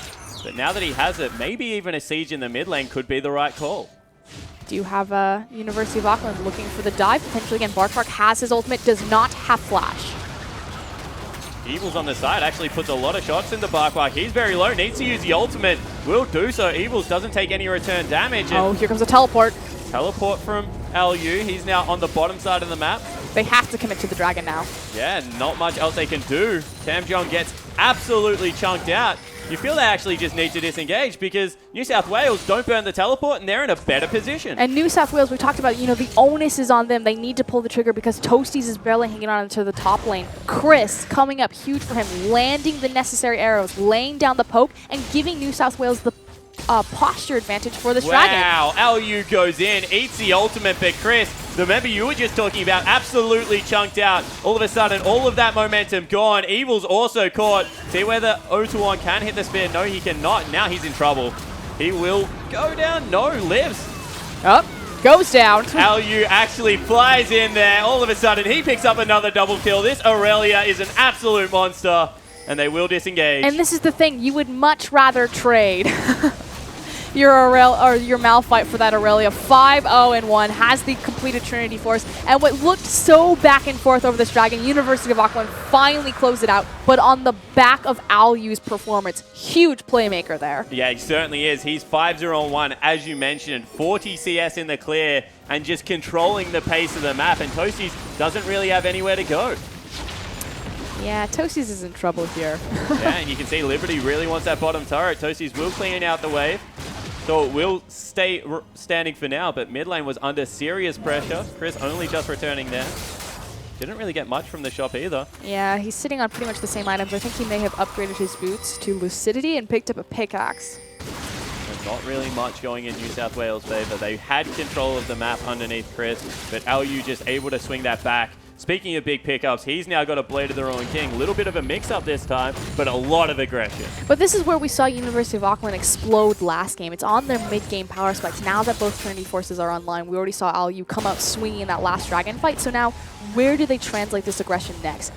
My call would be that mid-tier tower, because again, that's going to grant you the most passive vision control and map control. So we'll see whether they do pull the trigger. Probably need Bark to execute on that one with his ultimate. They could just dive all day, and they need to, because if New South Wales get to set up their poke, they'll eventually push University of Auckland back. They have the engage tools, just pull the trigger. Yeah, so need to be proactive, and you can see that LU still trying to continue that. Once again, on Toasties, nice and aggressive, tanks up some turret shots. Not really going to matter though. And Toasties is just getting bullied in the top lane continually. Yeah, especially because Aurelia is just going to very easily heal all that damage back up from her W max. Also has a Blade. Evils gets headbutted away from the turret. You could see New South Wales were trying to siege that one down. So both teams seem to have the same idea. Track the mid lane turret, open up the map. But this is the better call for New South Wales since Liberty is still in the bottom, and they're eventually going to get the advantage here.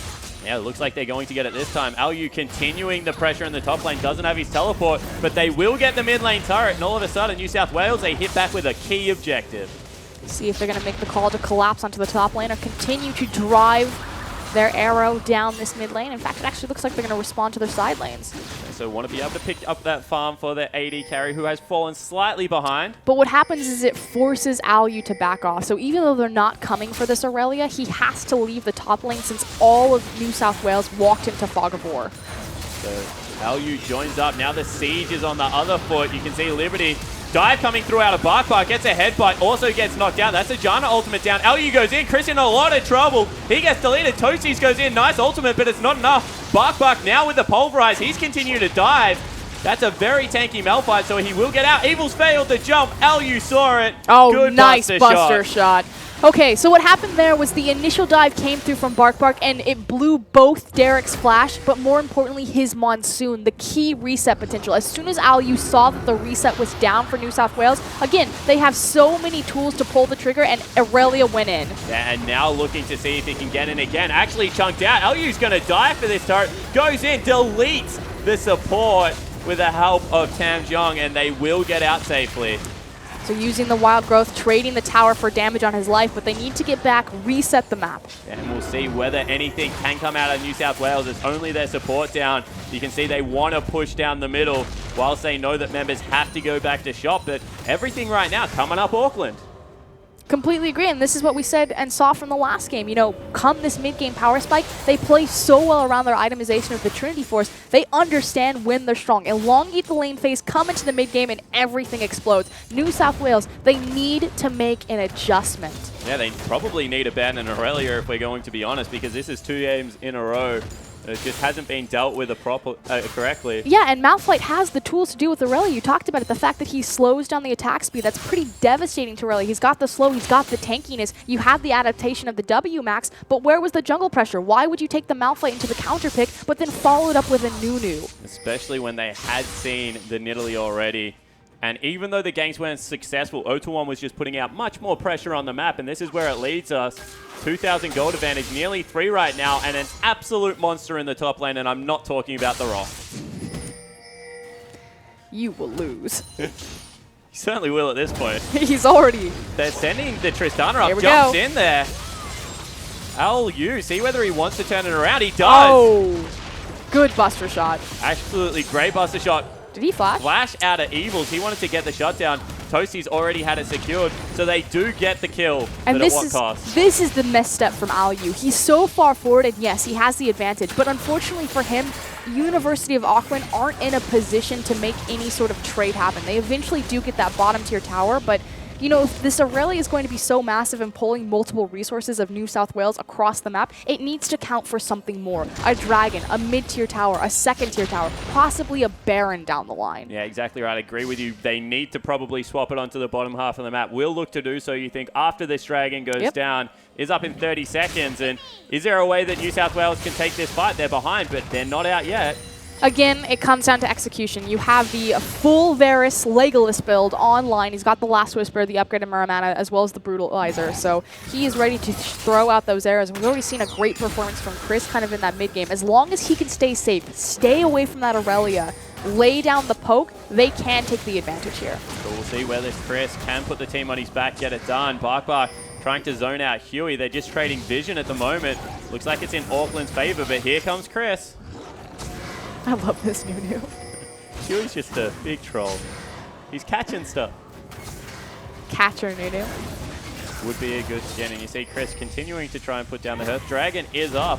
And we'll see who pulls the trigger first. Well, it looks like University of Auckland have pulled it, and they're shredding through again. They have 2 Blade of the Rune Kings on this Aurelia and that Kog'Maw, so they're able to shred through these monster objectives quite effectively. But really, the hero of that position was O2-1, standing on the outskirts, throwing the spears, and pretty much zoning the entirety of New South Wales back. Yeah, using the poke out of Nidalee, quite similar to what we expect out of Chris's Varus to try and zone. And now the push on the bottom lane continues. No response out of Toasties just yet. And the big difference was the fact that University of Auckland have just been superior at getting on top of these objectives with their power spikes. But here we go. Toasties does have the teleport available. Here goes the Alistar. It is just going to be traded for the teleport. Toastie's looking for positioning, but there's nothing to find. And unfortunately, University of Auckland, they can attempt to try to siege into this, but they actually don't have the wave advantage in the side lane. So it's not like they're waiting for a big wave to collect and crash, and New South Wales are on a ticking clock here. They're more than happy to just sit here and throw spears versus arrows. Wow, nice headbutt pulse, but Bark takes half of his health. Probably looks to burn the ultimate. Huey goes nice and low. Great Malphite ultimate. Toastie's in the middle of it, able to lock everyone else. LU gets into the back line, but he has to get out. It's just a 1-for-1 trade, but that is exactly what Malphite can do to a team. The Wombo combo off of Varus and the Unstoppable Force was huge. I actually think Derek pulled the trigger prematurely on the Monsoon and possibly reset a fight that could have gone even better for New South Wales. Toastie's still hanging out in that brush. Now will be spotted. It was the Lulu that went down. Didn't even have a chance to use both of the summoner spells. As the siege looks to continue, but the wave clear too much. They don't have the tools to siege right here, especially because Tamjung is dead. The Lulu, their big wave clear option, the control mage. So they need to go ahead, get back, and start moving their vision. Again, there's no reason to be on the bottom side of the map. There we go. Ping goes down to the top side. I was going to say, there's no reason to be to the bottom side of the map. Baron and that second tier top tower are going to be your next most, what's what I want? Wanted Contested? objectives? Yeah. That's what they need to play around They're the on map. the checklist. Mid lane, gone. Bot lane, gone. But why send LU up there? He's still got the teleport available. They know it's not available on Toasties. He should just be in the bottom lane. Yeah, looks like a little bit of a misstep coming out of the University of Auckland, unless they just plan to brute force. Again, 2 Blade of the Rune Kings available. They could shred through a Baron very quickly. He's just wandering. Nope, there he goes. Drive by. He just went to the wrong lane. Scenic route. He wanted to look at the view on the top lane. It is lovely. Yeah, just beautiful trees up there. So we see right now University of New South Wales just trying to catch up in the rotation. You throw it so deep, and I just feel the need to go and get it. And they're picking out the Aurelia one more time. Are you suicidal down there? As soon as multiple resources appear on this bottom side of the map, it's going to be the Baron call for Auckland. There you go. Straight away, they pull the trigger. They're going to be able to secure the Baron. Huey is on his way. It is a smite consume out of Nunu. He doesn't have flash, though. So That's not going to work. Bark, hello? Obviously don't have that information that you just presented to the audience. But it will be Baron over there, and all of a sudden, all the siege problems fixed. And they didn't commit on the Aurelia, which means they lose both objectives. A 1-2 whammy, but this is what we talked about. Aurelia had the TP available. She's so massive that New South Wales have to send not 1, not 2, but possibly 3 members to stall her. And Auckland, again, do what the Chiefs could not last night. Yeah, take another Baron. Odawan also takes an arrow to his face. That hurts. Not as much as the last comment, but it still hurts. And now the siege is unlocked for Auckland because they have the Baron buff. But this is the classic play. When you have the TP advantage, you just pull different pressure points. It's not there so you can just continually get back to your lane to farm. And so I want to pose a question. Are New South Wales taking this not proactively enough? Do they just need to pull the trigger? They've got the Malphite. They have everything else available. They're going to get starved out of the map once again by this Aurelia. Should they have just gone earlier? I actually completely agree. We talked about how it was really on Toasty's ultimate early game. It took him a long time to get to that level 6 just because Alyu got the advantage relatively early. So again, you need to take an aggressive jungler against this team. You need to set up your lanes. They need the support because University of Auckland, their individual 1v1 laning performance is so dominant. And I can't stress this enough, guys. This is the underdog team. New South Wales took the first set between these two teams in a 3-1 victory, but this time Auckland hitting back, and it's behind this man in the top lane. He cannot be stopped. And let's remind ourselves that Alyu is the replacement top laner. It used to be Robo-Santa, who's now playing in the OPL. Yeah, and Robo-Santa, quite the Aurelia player himself. Taking a page out of the book. Yeah, exactly right. Now the siege in the mid lane with this Nidalee underway. Gets caught up, Liberty gets chunked out, but wow, Bark, great saving play there, and Huey nearly dies. But the siege continues. Chris trying to lay down as much poke as possible. Chris, they want to go for him. Alyu on the back line gets knocked back by the Monsoon, but Turret is under fire. Bark's ult, and all of a sudden there is nothing that New South Wales can do. There's so many disengage options. They did a fantastic job with the Monsoon and the Buster Shot, but they can't slow down Auckland. This Aurelia, Alyu using his Blade Surge every single time aggressively. They need to take care of this pick. 7-1-2, back-to-back games. This is the guy you have to look out for. Yeah, and he's just so much more of a threat. Sure, if Toasties gets in there, he knocks everyone else. If Alyu gets on your backline, they die straight away, and there is nothing that the disengage out of New South Wales can do because it's just on such a short cooldown. Mid inhibitor now down for University of Auckland. This game looking like it's in total control, but we've seen the Wombo combo power of New South Wales composition, and this is the thing, execution. If you have an unstoppable force, if you have the Varus ultimate, you need to use that every single time it's on off cooldown. So we'll see whether they are able to rise to the occasion, pull the trigger. Huey in a lot of trouble, does pop the Absolute Zero, will escape. Evils actually jumps in. Otawan is under fire, but a nice shield out of Tamjong. And not much going to come out of that exchange. Trying to see if they can get on top of the objective and burn it down quickly, but Auckland doing such a great job understanding where they need to move around the map. What is the most prioritized objective? Clean that one up. 4 dragons, looking at the 5th dragon win condition at 39 minutes. And you can see Toasties is the one that's sticking to the split push. We said that maybe Alyu just needs to stay up there and keep him occupied. Proved us completely wrong. Has team fought on Aurelia, which is something that's very hard to do incredibly this game. Well, I think it's easier when you're 7-1-2, but he yeah, didn't start typically. with that scoreline, Frost. He earned it. No, I will say that. He definitely earned his scoreline. This guy needs to be drawing an Aurelia ban. Likewise, the Alistar ban. Bark. There he goes. He flies on the back line. Bark taking up the turret. 2-man knock up there onto Chris, onto Huey. All of a sudden, the rest of the team is there trying to follow up. Bark going incredibly low. Toasty's doing the same. And Alistar just cannot be killed. Evils goes in, gets knocked up one more time. Bark with the hero play. Great knock up out of Janna. Liberty falling very low. Does get the Tristana, but will fall. Wow, Otawan flies in there, gets cleaned up by Chris, and a double kill there. Triple kill, actually, for the Varus. And in the end, the New South Wales team bites back. But what happened to make that go so far in their favor? It was because University of Auckland split their damage. So Bark tanked the tower for like 45 minutes. But his team wasn't focusing down the tower. If they had just killed it and then moved through the team, it would have been one thing. But half of them are hitting the enemy team, half of them are hitting the tower, and nothing good is happening. Yeah, and in the end, when you put that many bullets into a Malphite, probably not going to end well for you, because he is quite a hulky tanky dude. I'm getting very distracted. Something about bark and bite. I have no idea what is going on. And Huey, slowly but surely, whittling away these minions. Our producer just wants to jump on the casting desk. He's like, put me in, coach. I'm ready.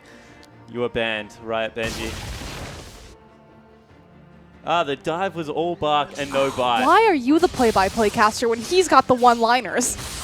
All bark and no bite. I hate to break to you, I'm not normally the play-by-play caster. I'm so disappointed right now. You're not Atlas? I'm done here. I'm getting harassed from all sides. Calm down, Rusty.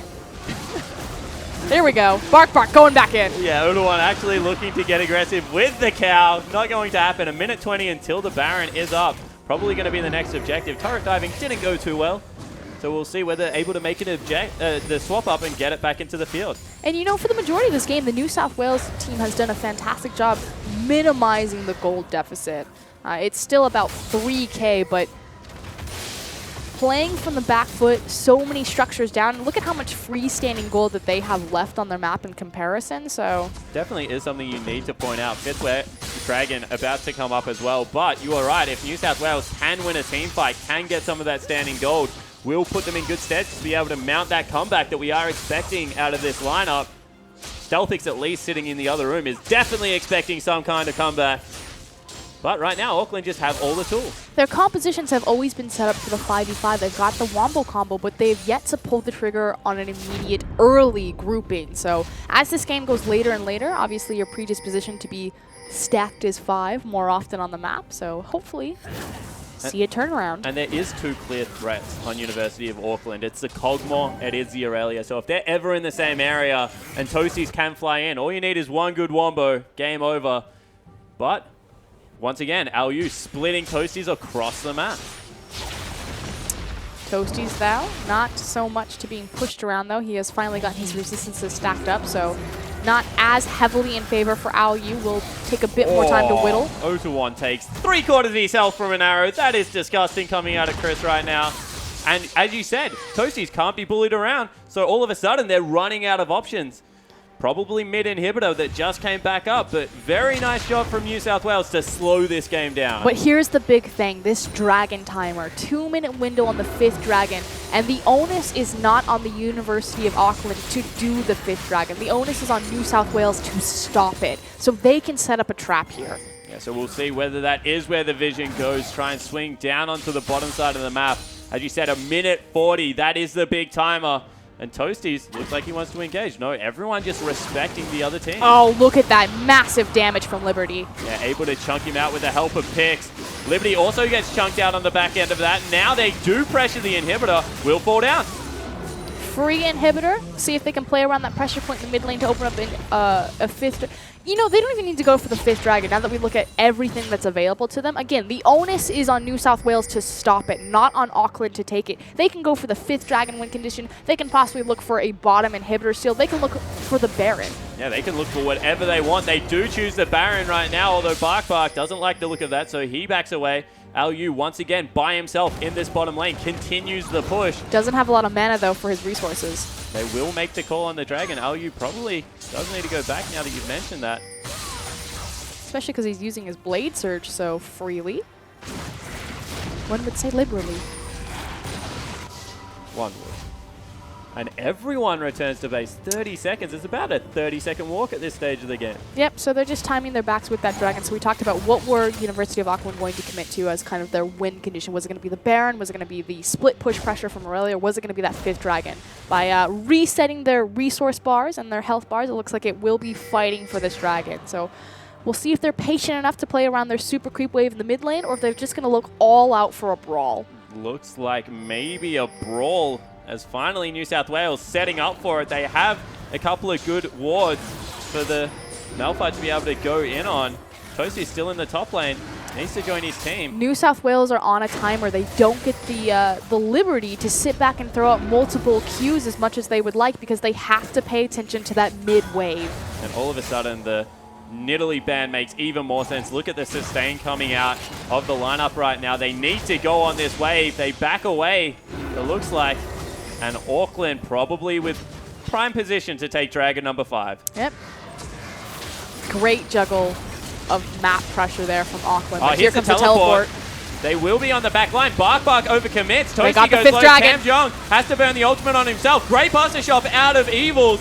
Means that LU is there. Double knock up there. Toasty's going low, but Evils is still full health. Chris now rejoins the fight. He gets chunked out. LU finally picks up the first kill of the fight, but Evils able to clean him up on the back end. No! LU wins a 1v1 duel. Everyone else is falling down on the rest of the map, and that is a 4-0. And the flash came in from Huey. He tried to stop the fifth dragon, and Derek will be the last casualty of the... Oh, wait. Derek, he will fall down. Clean ace in University of Auckland. Probably going to take the game. Huey tries to flash in, attempting the steal, but the fifth dragon prevails in the University of Auckland in convincing fashion. Back-to-back unseat New South Wales. And there it will be. We need the reverse sweep to go to Game 5, Frost. But what a convincing win in game number 2. And New South Wales looks like they're reeling. You have to look at this Aurelia. All you has been huge in back-to-back games. Will the ban come through, or will Toasties finally change up his strategy and look to take him on 1v1 duelist style? And you can see once again on your screen, lots of conversation coming out of New South Wales right now. They do not look happy. They talk with their hands a lot. Yes, they do. I feel like I'm watching air traffic control right now. But the other person I want to Guys, point you don't at... understand. Fiora was up. I could have just done duelist. What about Bark? This dude Is huge on Alistar. he's amazing on Alistair. This team, University of Auckland, across the board, we've got fantastic players in both teams, New South Wales and University of Auckland. But Bark and LU just leading the charge every single time, diving onto that backline. And you had the Janna. They understood, okay, we're going to change it up. We're going to take a very hard reset champion like Janna. So when they come for our backline, we're able to press the Monsoon. Didn't even matter. Yeah, it certainly did not. But that's all for Game 2, guys. We are going to go for a short break, but we'll be right back for Game 3.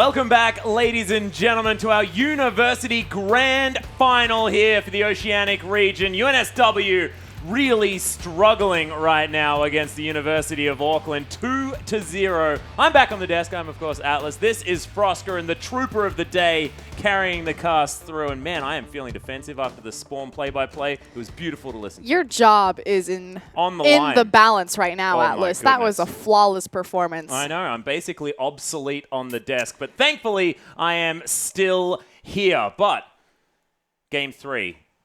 This is University of Auckland's opportunity to take the victory. Of course, the revenge for previous, because UNSW 3-1 victory was quite convincing last time they fought this kind of battle. Here, now my hand gesture makes sense. And that's the and that's the big storyline here, is the fact that University of Auckland, they're the underdogs into the story. New South Wales, they're the team favorites going into this. Yeah. And back-to-back 2 decisive victories. This is a best of 5, but New South Wales need a reverse sweep here. So what needs to change? So far in their back-to-back games, they've looked for 5v5 compositions. There's a certain top laner that I'd probably look at. Is his name All You? I think it may have something to do with that champion. I don't know which is the one that we probably should nerf. Exactly. That's the hitter with a bat. Yeah. That's the thing. Back-to-back games on the Aurelia, fantastic score lines, especially in tandem with Bark's Alistar. So, where do you throw the bans? Consistently, it's been, Anivia against? No, that was against Chris. Yeah. Vladimir. No, they banned Vladimir of it. Totally. These bans are wacky. Well, the Nidalee did Take get a duel, through this Toasties. time as well. Take a dueling champion and just go at it. If you guys are going to elongate the lane phase, you need to take stronger laners, because right now we're not getting into a grouped 5v5 until, 15, 20 minutes into the game. And by that time, the gold lead is already safely in University of Auckland's pocket. Yeah, and the thing on the side of UNSW is that they were sure that Toasties was going to be able to handle this Aurelia pick. With the slow Malphite, down yep. her attack speed using the Malphite. It does generally make sense. Of course, there are tools that you can use. Equilibrium Strike Max can work. Get in there, get the safe trades with the magic damage, make sure that he's not able just to stack that armor against you. This is something that Spawn actually taught me. Don't know whether it's actually effective, but definitely is an W option. max. Is that what you're going to do? W max. Yeah, but then it relies on attack speed that you don't have. Yeah, but you shred through the armor. I guess. And you just use the Blade Surge as the double proc, so it's not about the attack speed of getting multiple rotations through it. It's just about EW Blade Surge W. Yeah, well, so you do get you know what we've automatic just 2 learned? Do you know what procs. we've just learned, Frostgren? Is that Spawn can go to play-by-play, but I definitely can't go to color. Okay, Rumble and Vayne going to be banned away on the side of UNSW. Back on the blue side for game number 3, as Anivia and Hecarim are going to be taken off the board once again. Looks very similar on the ban list, as Vladimir's taken away now as well. So they don't... Okay. I got real feely over there. Yeah, it did. So they don't change up their bans, but will they priority pick the Aurelia? They are on blue side. So again, we asked, are they gonna pull out a counter pick? Or are they gonna try to stall out that the voice of God just hit me? Yes, sorry. You guys can't actually hear, but right, Benji, very vocal today. But it is once again going to be the Alistar first pick, this time in the hands of UNSW. Bark. We'll see what else he can play. But Aurelia, definitely available for LU. I was going to say, so New South Wales, identifying that Alu is not the problem, that it's Bark on this Alistar. We've talked about the beautiful synergy of this dive duo, Alu and Bark. So will not get his hands on the Alistar. We'll see if he does go towards that Braum, which is being hovered.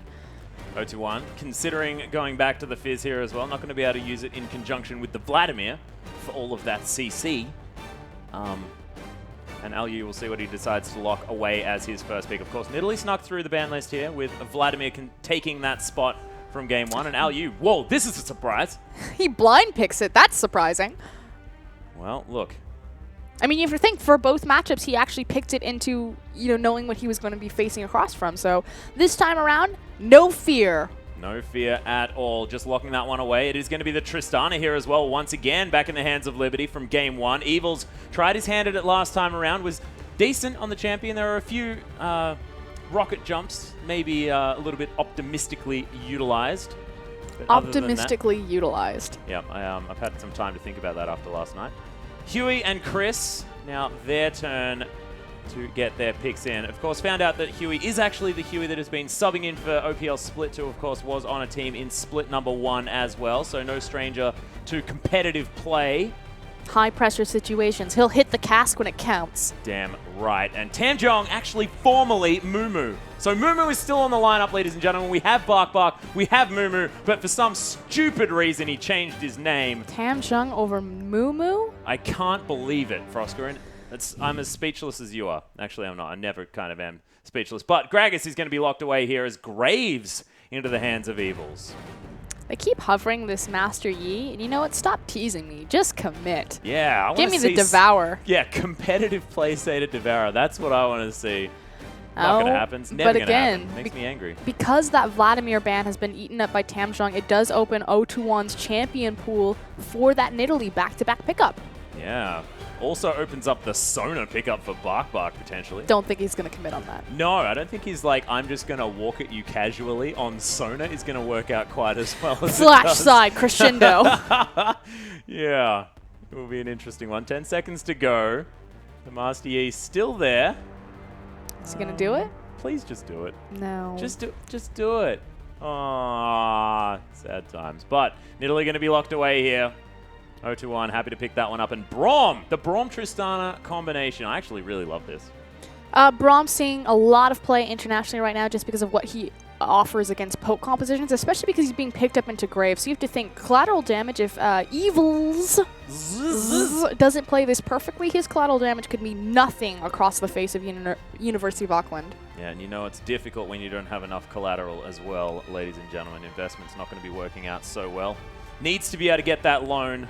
So we've seen Evils pretty happy to pick up the investment build. That was Liberty. Dang it, that whole spiel for nothing. 25 seconds to go. New South Wales to make their last 2 picks to round out their comp. Is this how you got your job, just by making puns? Basically. Yeah. Confirmation from producer Benji. Absolutely. And here I was thinking it was the face and the hair and the voice. Had nothing to do with that. If you saw my face when I got hired, my goodness. On the other side, though, there we go. Toasties commits on the Tryndamere. So this is one of his most played champions. This is a comfort pick for him. And we said, you know, stop going for the tank. You know, they tried the adaptation with the Malphite to slow down the Aurelia. Just take it to him. Give him the duel. 1v1 in the top. Yeah, and Chris is going to take away the Lulu here as well. You could have a very, very big, unkillable man running around these team fights at the same time. Oh, my favorite. Oh dear. Big unkillable men, Froskeran's favorite. There we are. So if you're wondering about a birthday present, there it is. Big unkillable men. I'll take see King whether we can Tryndamere, find please. it. Bit of a shout out to Swiper.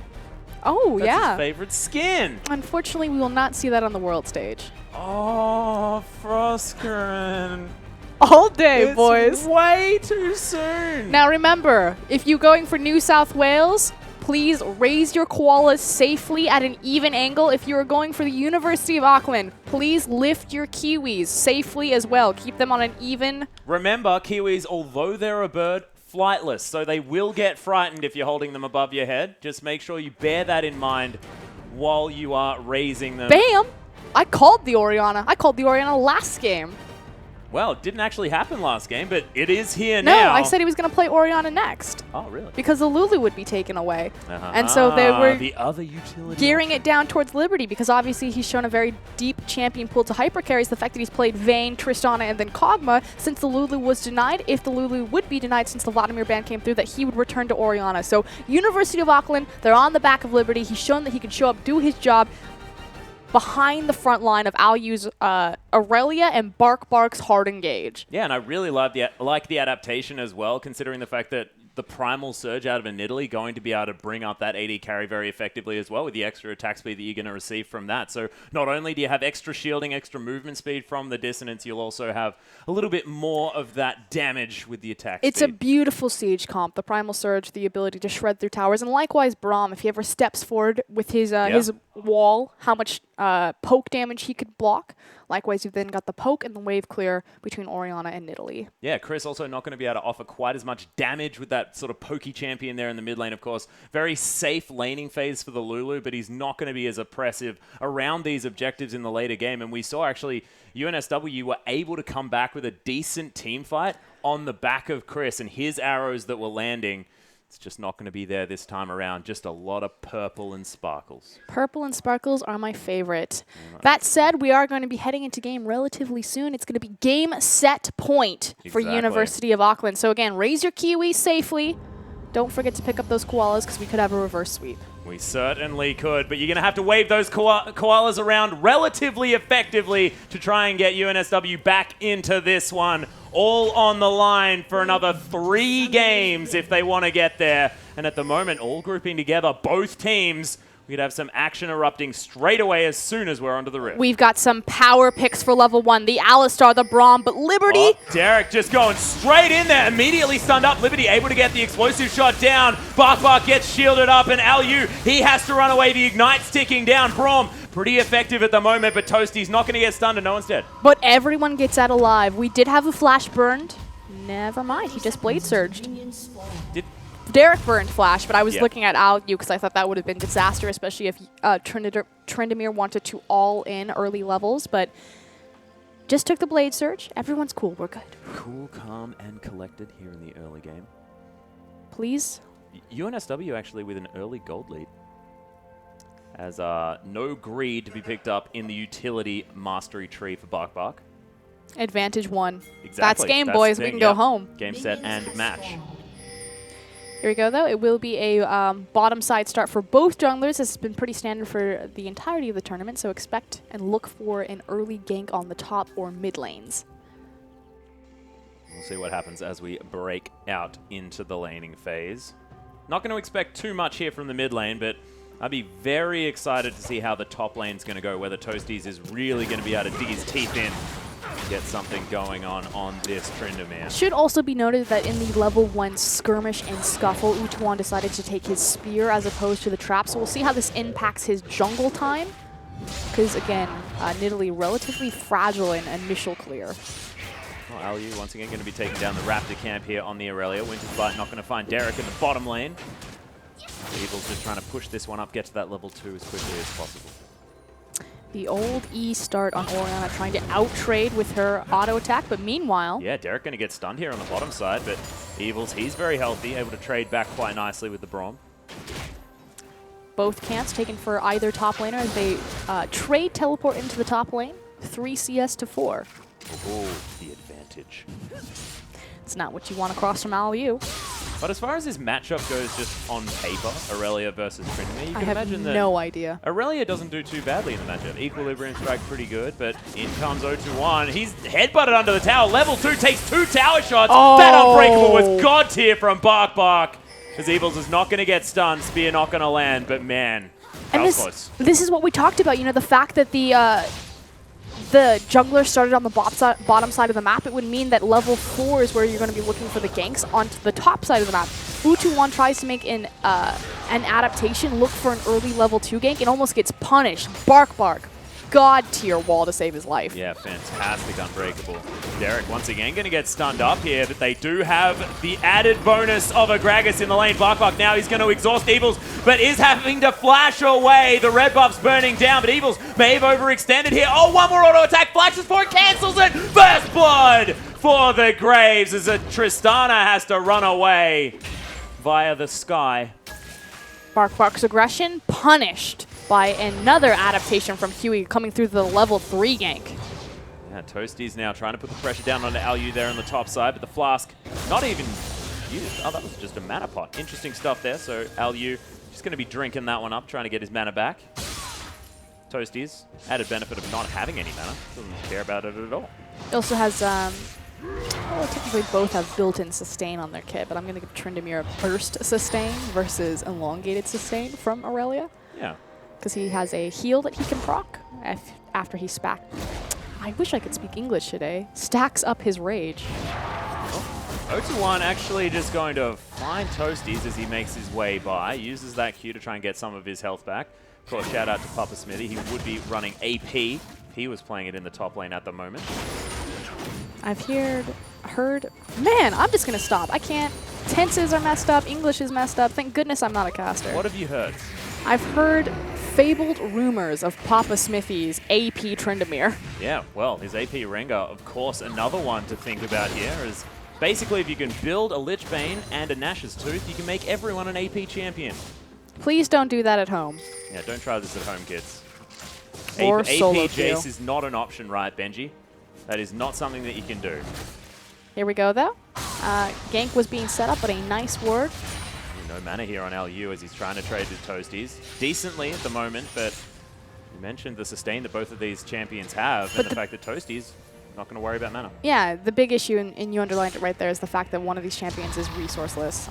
Now, obviously, Toasties has his Fury, but he's not reliant on the mana, especially for any sort of his wave clear. So keeping Alyu pushed in, the right call. He's so far behind in farm. 26 to 42 right now. Well, you can keep someone pushed in and CS correctly. Or you can keep someone pushed in and missile your creeps. That is a very good point, Roscoe. Yep, that's what they pay me for. To win the game, you must destroy the Nexus. Yeah, we learnt this one on the weekend. Thanks, John Madden. Oh, yeah. You don't even know. You're No, I don't. Australian. Weird, mate.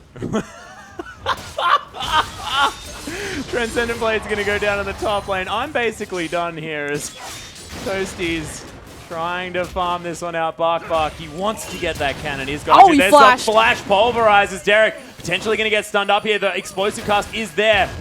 Oh, And- it's not. Level 4 is Huey as he makes his way in. Got level 5 after the creep, and unfortunately Derek looking for the knockback but could not get the angle. Good job on Bark to tap him with the auto attack and proc the slow. Yeah, very nicely played. Meanwhile, the mid lane, absolutely nothing happening. Watch him farm. Meanwhile, in the mid lane, Lulu, Glitterlance. Yep. Glitterland. Command attack. Glitterland. That tasted purple. I can't do Lulu. It's better than what I could do. I promise you that. Yeah. That was Nami. Yep. Good one. Yeah, see, I didn't say by that time. Oh my goodness, 0-2-1 Here comes now the spear. looking for it. That spear, he hit the Oh, ball quite nicely. shockwave. The shockwave comes in. There's the dissonance as well for the follow-up damage, but the wild growth going to keep Chris alive for now. Hasn't used the flash. There it is, actually trying to get the kill under the tower. Huey's here. That was an overdive, and 0-2-1's going to go down for second kill for New South Wales. They are fighting back in this game. And University of Auckland overreach and the bear trap snaps closed on them. This is why you don't dive the Lulu. She's got the wild growth. Yeah, and LU still 10 CS lead here on the top side. Does have the Sheen. Toasties hasn't been back to base yet. Doesn't care. He's just happy to farm this one out as much as possible. Now only behind 8. Formerly known as Mumu, needs to take his back right now because we do have a pretty massive item discrepancy formed between these two mid laners, especially because he did just pick up a kill on that Lulu. So Thirsty Cup does come out, but he's a Phoenix Codex down. Yeah, so a little bit of extra AP that Ariana probably would enjoy. LU now having to deal with some extra damage out of Toasties now that he's hit that level 7 mark. And that crit He could did just some dive him. work. As soon as he sees where the enemy jungler is, he should just dive. Well, he's level 7 now as well as the hidden style doing Just some kill work him. here. LU needs to watch out for the creep damage. Toasty, just right-click him! Just kill him, Just Toasties. right-click him, Just Toasty. get in! That wasn't a right-click, that was an E! Just right-click him! His, Okay, there it is. Oh, his, no. his No. E's down! Why aren't you right-clicking the Aurelia? So this is what needs to happen. As soon as Aurelia uses her Equilibrium Strike, that's the stun, that's the slow, depending on how much health the enemy opponent has. That cooldown, that's what you need to go on. That's when you need to pull the trigger and just dive the Aurelia. He has the, what is his rage called? Fury? Undying Rage? Undying Rage. Oh, I can be a play-by-plaster. Plaster? Plaster! A play-by-plaster. Wonderful. LU, he's going to come back to lane. Toasty's still not going to auto-attack him. Toasties, Huey? I believed in you. I wanted you to be the dueler. The duelist. I can't do it right now. Oh dear. Well, Derek and Evils still just farming this one out in the bottom lane. Very even on farm. I between feel like the Tristana and blue Graves. buff in game 1. Has just tilted you from that point. No, I'm just actually the blue buff. Where are you, Froskerin? There may have been a tournament on last night that I may or may not have been casting. I don't know. He's still there.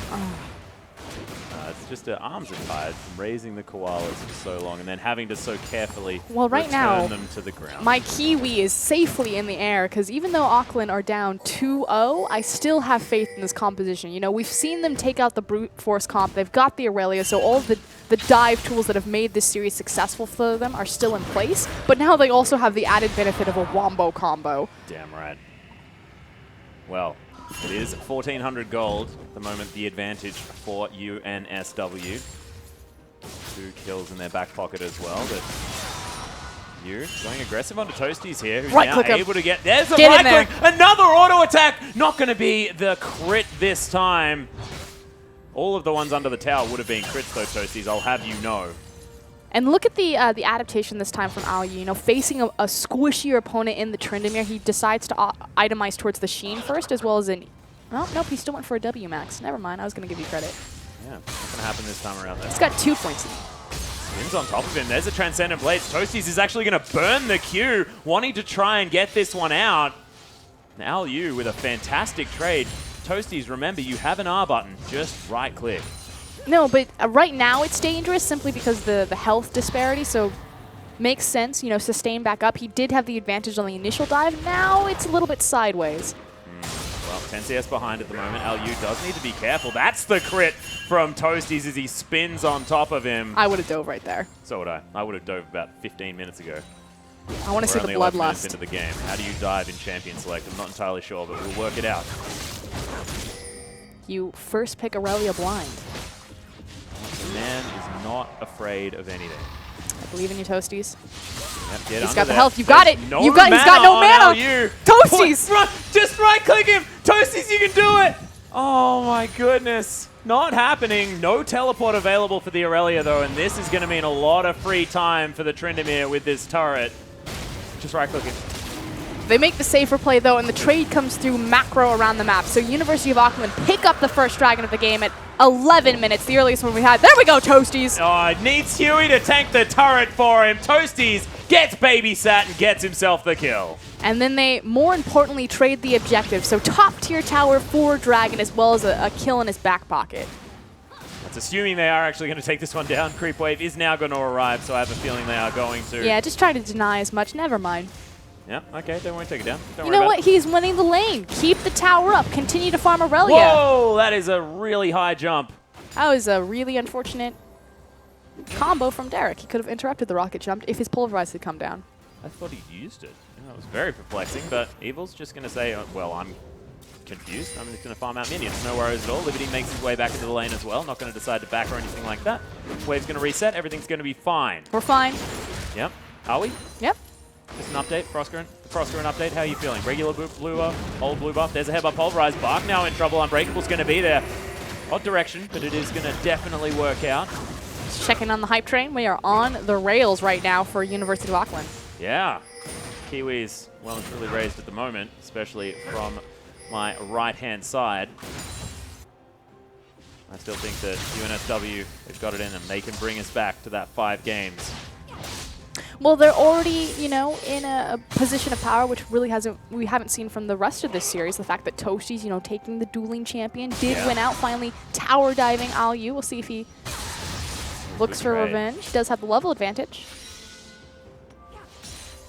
Toasties popping a pot there. Does almost have the Blade for Ruin King as his first option as Chris takes a lot of damage. There's the flash out of the Shockwave. Not going to find it. Blade Surge once again. Toasties at risk of getting dove. Has to use his ult potentially defensively. That's a weird combination of words to use. Everything calm. Oh, that's so frustrating. Oh, Toasties blows the ultimate. Alyu now with the pressure. Phage in his back pocket. But this is what I was talking about with Aurelia being an item-dependent champion. At some point, it doesn't matter if Aurelia is 6-0-2 or 0-1-0. She just gets enough gold, enough items where she gets to be Aurelia no matter what. And Alyu is at that point, at least in this lane dynamic. Yeah, and he's going back to base now as well. He will have that Trinity Force when he gets back. There he is, back in. Trinity Force, isn't it? I don't think he has it now. No, he's just teleporting towards the bottom side. 30 more CS. 4 men strong, and the ultimate's down. Bark just says, want to create a hole in the ground, and everyone leaves. Teleport cooldown burned right now. University of Auckland, they did take the initial dragon, but that's a big cooldown, and it won't be up for the second rotation of this beast. Yeah, 3 men now defending that bottom outer turret. Toasties farming between And that was just an awkward chain of events there from UOA. They're feeling the pressure this game around. 0-3 in kills. They have got that dragon. You can find that. And their dragon control, actually, this whole series has been fantastic. But Toasties, look at him now. He's not on the Malphite. He's not on the non-interactive champion that just wants to be a body blocker. He's now on a legitimate damage threat. He'll take down the turret. Almost manages to grab the local gold there. And he's got the CS lead. Looking at O2-1. Spins in there. O2-1 not going to be able to get the red buff, but Toasties, he's hungry. The Ghost is popped. Uses the Bilgewater Cutlass. There's the ultimate out from the mid laner as Toasties, he's just going to keep running. Ghost is there. But this is the power of Tryndamere. Toasties, we needed this confidence from you 10 minutes ago. You've been so strong for so long. Yeah, we need this confidence from him an hour ago. 2 hours ago. The series has been going on for quite some time. Toasties finally realizing he can really take it to this UOA squad. And it's really hard, actually. You know, you get to this point where you've had to deal with this Aurelia 2 games in a row and it's been basically impossible. Weighs on your mentality when you get into these games. So a lot of respect given to Alyu, but now Toasties, Blade of the Ruined King, Berserker's Greaves completed. Very powerful beast. I really want to see him come into his own, but hold on. Derek trying to do his best Bark impression. Yeah, Ever Pulverize is in. Doesn't have the skin, though. Yeah, Liberty didn't have to do too much there at all, so just going to continue farming this one up. One thing that UOA can hold their hat on is the fact that Liberty is very, very good at this Tristana, able to carry this one out. And Graves, a little bit shorter range. Toasties and Huey, though, they're going to find Alyu. Going to get body slammed here as Toasties might have a little bit of trouble dealing with this, but there's a lot of creeps hanging around. Alyu taking a while to die. Huey eventually will get it with that keg-powered auto attack. Beautiful maneuver right there from the University of New South Wales to pick up a free kill, especially because it's in between the dragon window, so they don't sacrifice anything for expending multiple resources like their jungler to that top lane. Well, Beebles makes his way back into this bottom lane. Bark trying to tank up some auto attacks, but it's actually starting to hurt here from the Infinity Edge Graves. Yeah, they're in a position of power to contest for this next dragon, so they lost the first one. That said, completed Eye Edge on Graves versus Tristana not getting that shop in. They have the battle stats to go 5v5. Certainly do. Evil's now with close to a 20 CS advantage, plus that extra kill. That was first blood too, I believe, on the back of the Graves. Crit and creeps. Crit and creeps, Ming. In fact, that's what UNSW is very good at doing right now, is Bark. That is the wrong direction with the Unbreakable, but it doesn't matter. Oh, yes, it does, as Evils, he'll grab it through the exhaust. Come on, Bark. Got to be careful. Chris now in trouble as there's the Equilibrium Strike. Oh, Shockwave under both members here as Toasties trying to get some damage back. Eventually just going to spin his way out as O2-1. I'm not sure whether he's happy about his positioning right now. It is a 1-for-1, but that's the mid laner down. Liberty's going to fall. UNSW just turned around and took down the Tristana.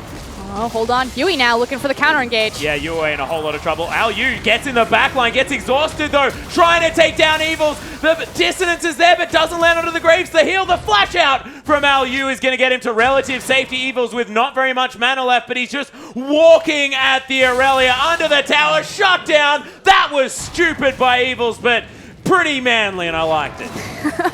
So in the chaos that University of Auckland normally thrive in, they find themselves on the back foot. They're finally on the board, pick up 2 kills in the exchange, but they lose the dragon, and New South Wales are looking to fight back in this series. They're doing the very best they can. 4,000 gold in the lead at the moment. 19 minutes into the game. Tamjong back in the mid lane, but if anything we can say about this UOA team comp, it's the fact that it scales beautifully into the later stages of the game. I just have to go back and give it to New South Wales. You know, what was the adjustment? They start out, they take the tank in game number 1. They see the Aurelia, they take the adaptation of the Malphite, try to counterpick it. This time around, gloves are off. Take the Tryndamere. 3-0-1 right now in TOE season. He's looking to be the big man on campus. Yeah, and what did we credit UOA for in the first game? It was play your comfort picks. Play stuff that's fun. Play Fizz Vladimir. Who cares? Let's just do stuff that we enjoy doing. And they did so, and that's created this morale that's allowed this team to really storm their way through, especially in the first 2 games. But UNSW taking a leaf out of that particular book and getting everything on their side this time around. 8-2 with a big lead, and this Graves You know what happens when a Graves gets ahead. I mean, that true grip means that he takes no damage and just smacks you in the head with so much burst. And for the first time, we get to see how University of Auckland play from behind. We'll see how they're going to do as well. I mean, they do have the tools to get it done. And there's a Trinity Force on this Aurelia as well. Liberty taking a bit of damage here on the bottom side. Stand behind me from Barking. Gets the Unbreakable in the right direction. Definitely a good adaptation from this Braum player. Good things to see when you mix it up in the middle of the game. You know, Yeah. you try one strategy, the opposite direction doesn't work out. Guys, I just can't seem to make this wrong direction Unbreakable work. Well, that's because we're not against Denari. There's a line, and Yeah. you went way past it. Look, if there's a time, let's just do it here. Well, Bark, once again, correct direction of the Unbreakable. Good follow-up from my last rant. Has looked much less comfortable on the Braum pick versus the Alistar. So, you know, New South Wales, the big adaptation they made was priority picking that Alistar. They were blue side this time around, so, you know, if success goes through here, we take this to game 4, that won't be an option for them on the red side. Yeah. But definitely a big difference in performance from Bark from his Alistar to his Braum so far. And we'll see how he can perform as we move into the later stages of the game as well, because Braum a fantastic team fighting support as well as Alistar. You can play him a similar way. I mean, he's got a lot of engaged tools, a lot of disengaged tools as well. But you're right, just does not look at the same comfort level on that champion. And Toasties is streaking ahead in this lane now. 192 to 157. Not the same Aurelia that we saw the first 2 games. Does have the Trinity Force online, though, so University of Auckland, they are in their initial power spikes, and this is typically where they take off, identifying when they're strong and how to fight around it. Well, there's one. Looking to try and get in amongst it in the bottom lane. Meanwhile, you can see there is so many wards hanging around on this map for UNSW as there's the Glacial Fissure. Derek uses the Unbreakable Will. He doesn't want to die in this fight. Nice exhaust onto Evils as now the Winter's Bite is down. Stand behind me, gets Bark out of there. Liberty, more auto attacks, please, so you can get the stun. But there's the body slam in the mid lane. Tam Zhong in trouble, trying to get the kill for himself. Command Protect going to help him. Liberty in the meantime going to be... Oh my god, Chris only just survives. Tries to do the best he can, does Tam, but you can see the bottom lane, UOA biting back. They trade 1-for-1 across map, but the difference so far is that the tower has fallen for University of Auckland. If they can trade the mid-tier tower, hashtag worth for New South Wales. Most certainly. UOA as well. Their top laner, Al Yu, completely out of mana. He has to go back. 30 CS behind. 36 to be exact. I don't think Al Yu understands what it's like to be in this position. Yeah, what is behind?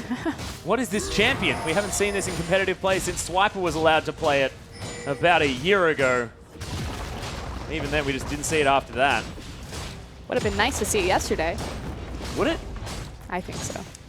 Last time I saw him play it, it was with Radia's Vayne. So that didn't work out.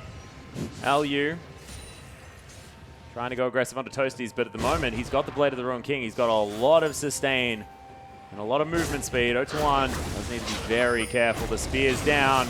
Trying to pounce over. Is going to get there, but my god! That Tryndamere does some damage. And Toasties is a monster. His true form is revealed. He is the carry of this team. 4-0-1 right now in this Tryndamere. It opens up the 1-3-1, and the siege is on for New South Wales. Yeah, UOA trying to get in there. Al Yu. One more Transcendent Blade is there. He's popped the Q. Oh, in goes Bark. Trying to get the work done, but that's 3 members. The Shockwave comes down, but Wild Growth on Toasties. Get some auto attacks off Toasties. What are you doing? Toasties. As Bark trying to get some stuns in here. Tam Zhong, there's a Command Protect, but he is going to go down to Chris. Everyone from New South Wales is here. Not the state, but actually the team. Toasties, just right-click, mate. You're so strong. Just get in there. He ran around for so long, like 7 seconds, without hitting anyone.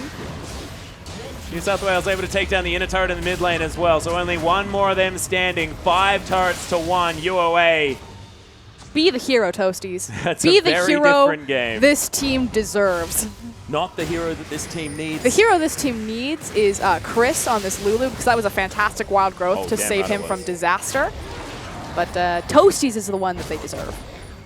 He is, and Liberty trying to get some auto attacks down into this turret. Gets one. Oh! Decent play, but 0-1. Pop. Not exactly the tankiest kitty in the pet shop.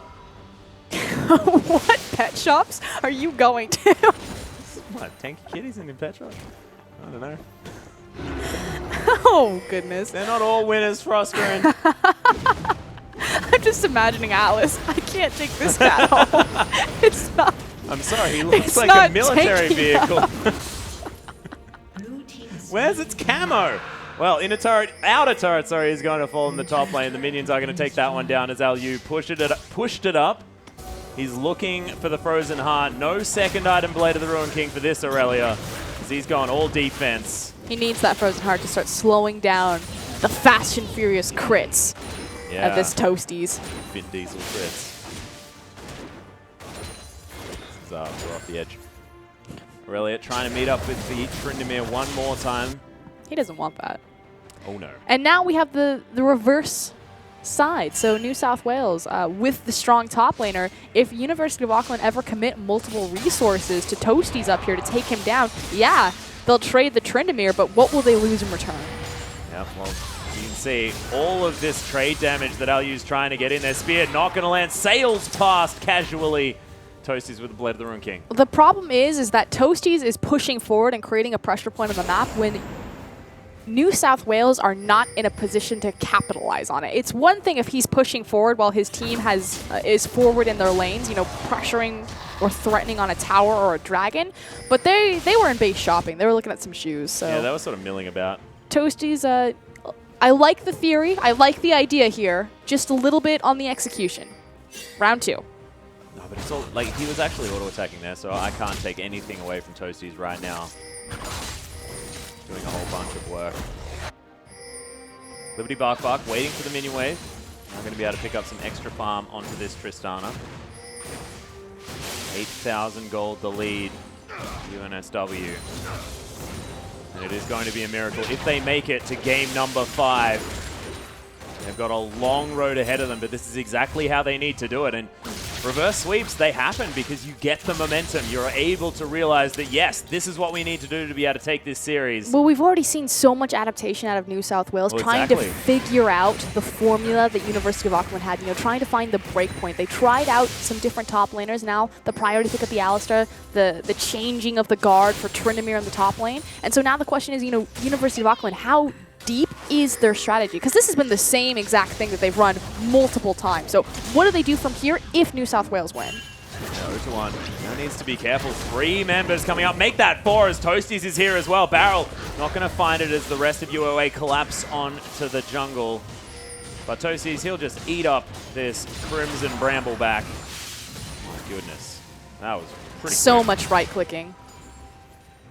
Just all over. Yeah. And Benji was confused about whether or not that was the Crimson Brambleback. It was. Him and I both did the new Summoner's Rift update together, and he should remember. Like, I think it's the red Brambleback, but I like to still say Crimson. I'm not in on this conversation. I like yeah, the Bromp. It's okay. It's like, sometimes I just feel like we should probably put Benji in the cast, just so that he can have his little tidbits of information, so everyone can experience it for themselves. I know, I enjoy it. She says, with pretty clear sarcasm. There we are. Alyu now taking down some Krugs here on the top side of the map, trying to scale himself up. But here we go. So the pressure point that I was talking about, Toasties needs to start threatening down on that inner bottom tower. But New South Wales, they're a little bit too far forward because now they see that Toasties isn't there. Huey, they're going for the stun here onto the Gragas. They do get it. Otuan's going to miss another one there as the rocket jump comes through. There's the shockwave, but it does basically nothing. Tamjong has to deal with Toasties. Collateral damage sweeps by unnoticed, but it doesn't matter. Graves has still got some sick kite and some sweet auto attacks. He does end up getting taken down. Somehow Alyu picks that one up. Headbutt Pulverize not going to be found here as Bark is going to flash over the wall. Might actually die for it. Oh, Toasties is going to fall as Alyu. Pretty tanky now as well with the Frozen Heart. That barrel bop was brutal. As was the alliteration, and UNSW, they're just too strong. They come out on top because they have the gold lead. Again, a 10K difference between these two teams at this point in the game. But it was technically a mistake on the macro map movements. Now, New South Wales will compensate for it as Derek taking up some towers here. because they'll get this bottom tier tower. But Toasties wasn't in position when New South Wales were so far ahead. So University of Auckland, they made the correct call. They saw that it was a 4v5. They decided to pull the trigger, see if they could get a pick initially before the teleport came through. But the gold deficit just spoke for itself. And it seemed like Bark was just getting a little bit overly excited as well. I feel like if everyone was on the same page, they would have given up on trying to kill the pink ward, which is still alive on 1 hit. Would have instead tried to kill that Gragas, but in the end it is going to be UNSW taking down the victory, and well, the victory in that fight hasn't won yet. Liberty is going to take a Gromp. But they are on track to win. So again, they found the blueprint, the magic formula of how to take down University of Auckland. What is the adaptation going forward, and are they able to close this one out again? We haven't seen how University of Auckland adapt from playing from behind, and they do have the tools late game to get their foot back in this. The Wombo combo Shockwave between Braum and Orianna, the hyper-scaling potential out of this Tristana. The adaptation that I want to talk about, though, is sort of very blue side related here. Is there's the headbutt pulverize, and that's going to be a dead Orianna. Back to the point, is this is very blue side based. The fact that they pick away the Alistar, they make sure that that's going to be their priority. Bark looking a whole lot less comfortable. And will New South Wales then be able to continue to adapt on the red side of the Rift? No, I completely agree. Move on to the next game. And will it open up other threat options from University of Auckland from that blue side? You know, will they have to sacrifice that Vladimir ban to put down Alistar, since they don't have priority pick over it? That's a very good point. And will that Vladimir then be able to get to the point where he was the last time around? Because it was an unorthodox team comp that you could think that, you know, could potentially be shut down when you've got that many carries. Just group early. Just make sure you utilize your tanky characters to try and get stuff done. But we shall see. These are all questions that will be answered tonight. Next time on Dragon Ball. We're talking about final forms. Very excited here as Alyu. He's in the top side. Toasties does need to be careful. Explosion may start the Baron, and it does. Toasties has to get shielded. It was a cute little interaction, but here we go. Now playing with multiple pressure points. The problem is for Evils there is that he needs to quickly advance in the opposite direction because no one on his team is in position to he needs to move forward in the other direction. You call that running away. Yeah. Yeah. Alyu sounds this wave up. Manlier though if you're advancing in the opposite direction. That is very true. Sounds less like you're conceding. Yeah. Which is good. You're not being a coward, you're just being tactical. Well, UOA with a nice position around this outer turret. That is going to explode. Pop! But this is the power of the University of Auckland composition. We said this before. They have a brilliant siege composition. The Primal Surge synergy between Tristana's tower pushing ability with that attack speed increase. Likewise, the wave clear from Orianna and just the protection that Braum will offer, standing behind a tower, getting his wall in front of it. So if they can put themselves in this position, they have a lot of standing gold in front of them to shore up this discrepancy. They're going to try to, the very best they can. That's the last outer turret that's fallen down. Alyu now going to get caught out. Equilibrium Strike is going to be used. Transcendent Blades is there. Nice explosive cast. Gets Alyu right into the backline. The Shockwave is there, but it does basically nothing as Sanjong just a little bit too far behind. Almost has the Void Staff complete. But 0-4-3, it's just not at a clip he would have liked it at. Just slightly behind the clock, like you said. That Void Staff will make a massive difference. And like 3-item Power Spike AD carries, I feel like Orianna is a 3-item Power Spike AP carry. But here we go. Baron now being started for New South Wales. Yeah, Bark grabs a ward over the side there, but it looks like UOA may not be able to get in there in time. Flash is available from this. Oh, that Glacial Fissure tries to get in there, but the headbutt gets him back out. Bark now has to be careful. Collateral damage for the double kill. And UNSW, they are definitely putting their clips in. UOA running away.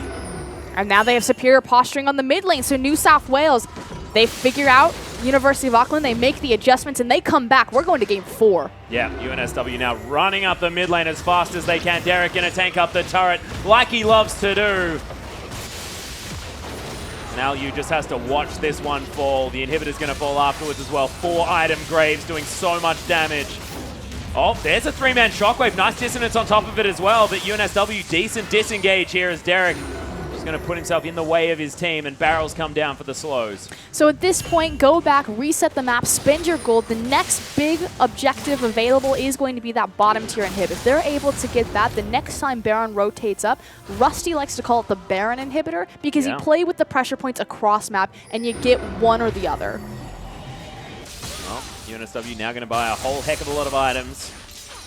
There's another blasting wand here for the Lulu. Frozen Heart and the Locket of the Iron Solari going towards now what looks like it could be a Spirit Visage or, of course, the Banshee's Veil, if that's what Huey wants to go with.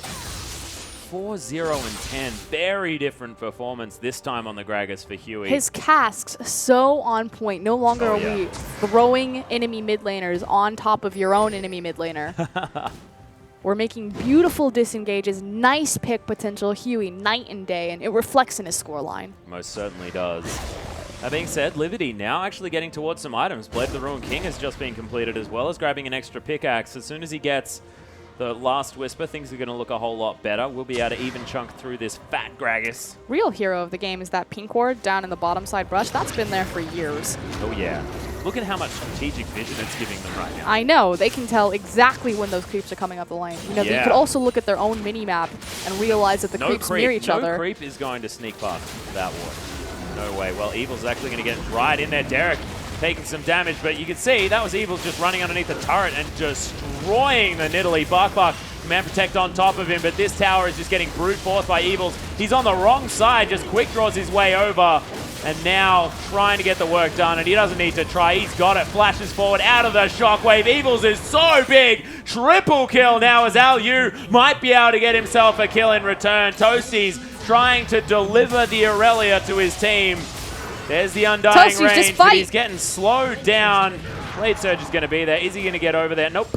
Not in range anymore, and that's going to be the game for New South Wales. We are going to at least a game 4 here, as they were able to find the answer to the Aurelia. And the favorites of the tournament finally reveal themselves. You know, in simplistic terms, this is macro versus brute strength. We've seen kind of New South Wales with their compositions, what they want to do, how they want to move around the map. Unfortunately, they fell too far behind in the first 2 games. This time around, reset it, get the dueling top laner, are able to go into that 5v5 with an even or gold advantage and prove this is how we like to play the game.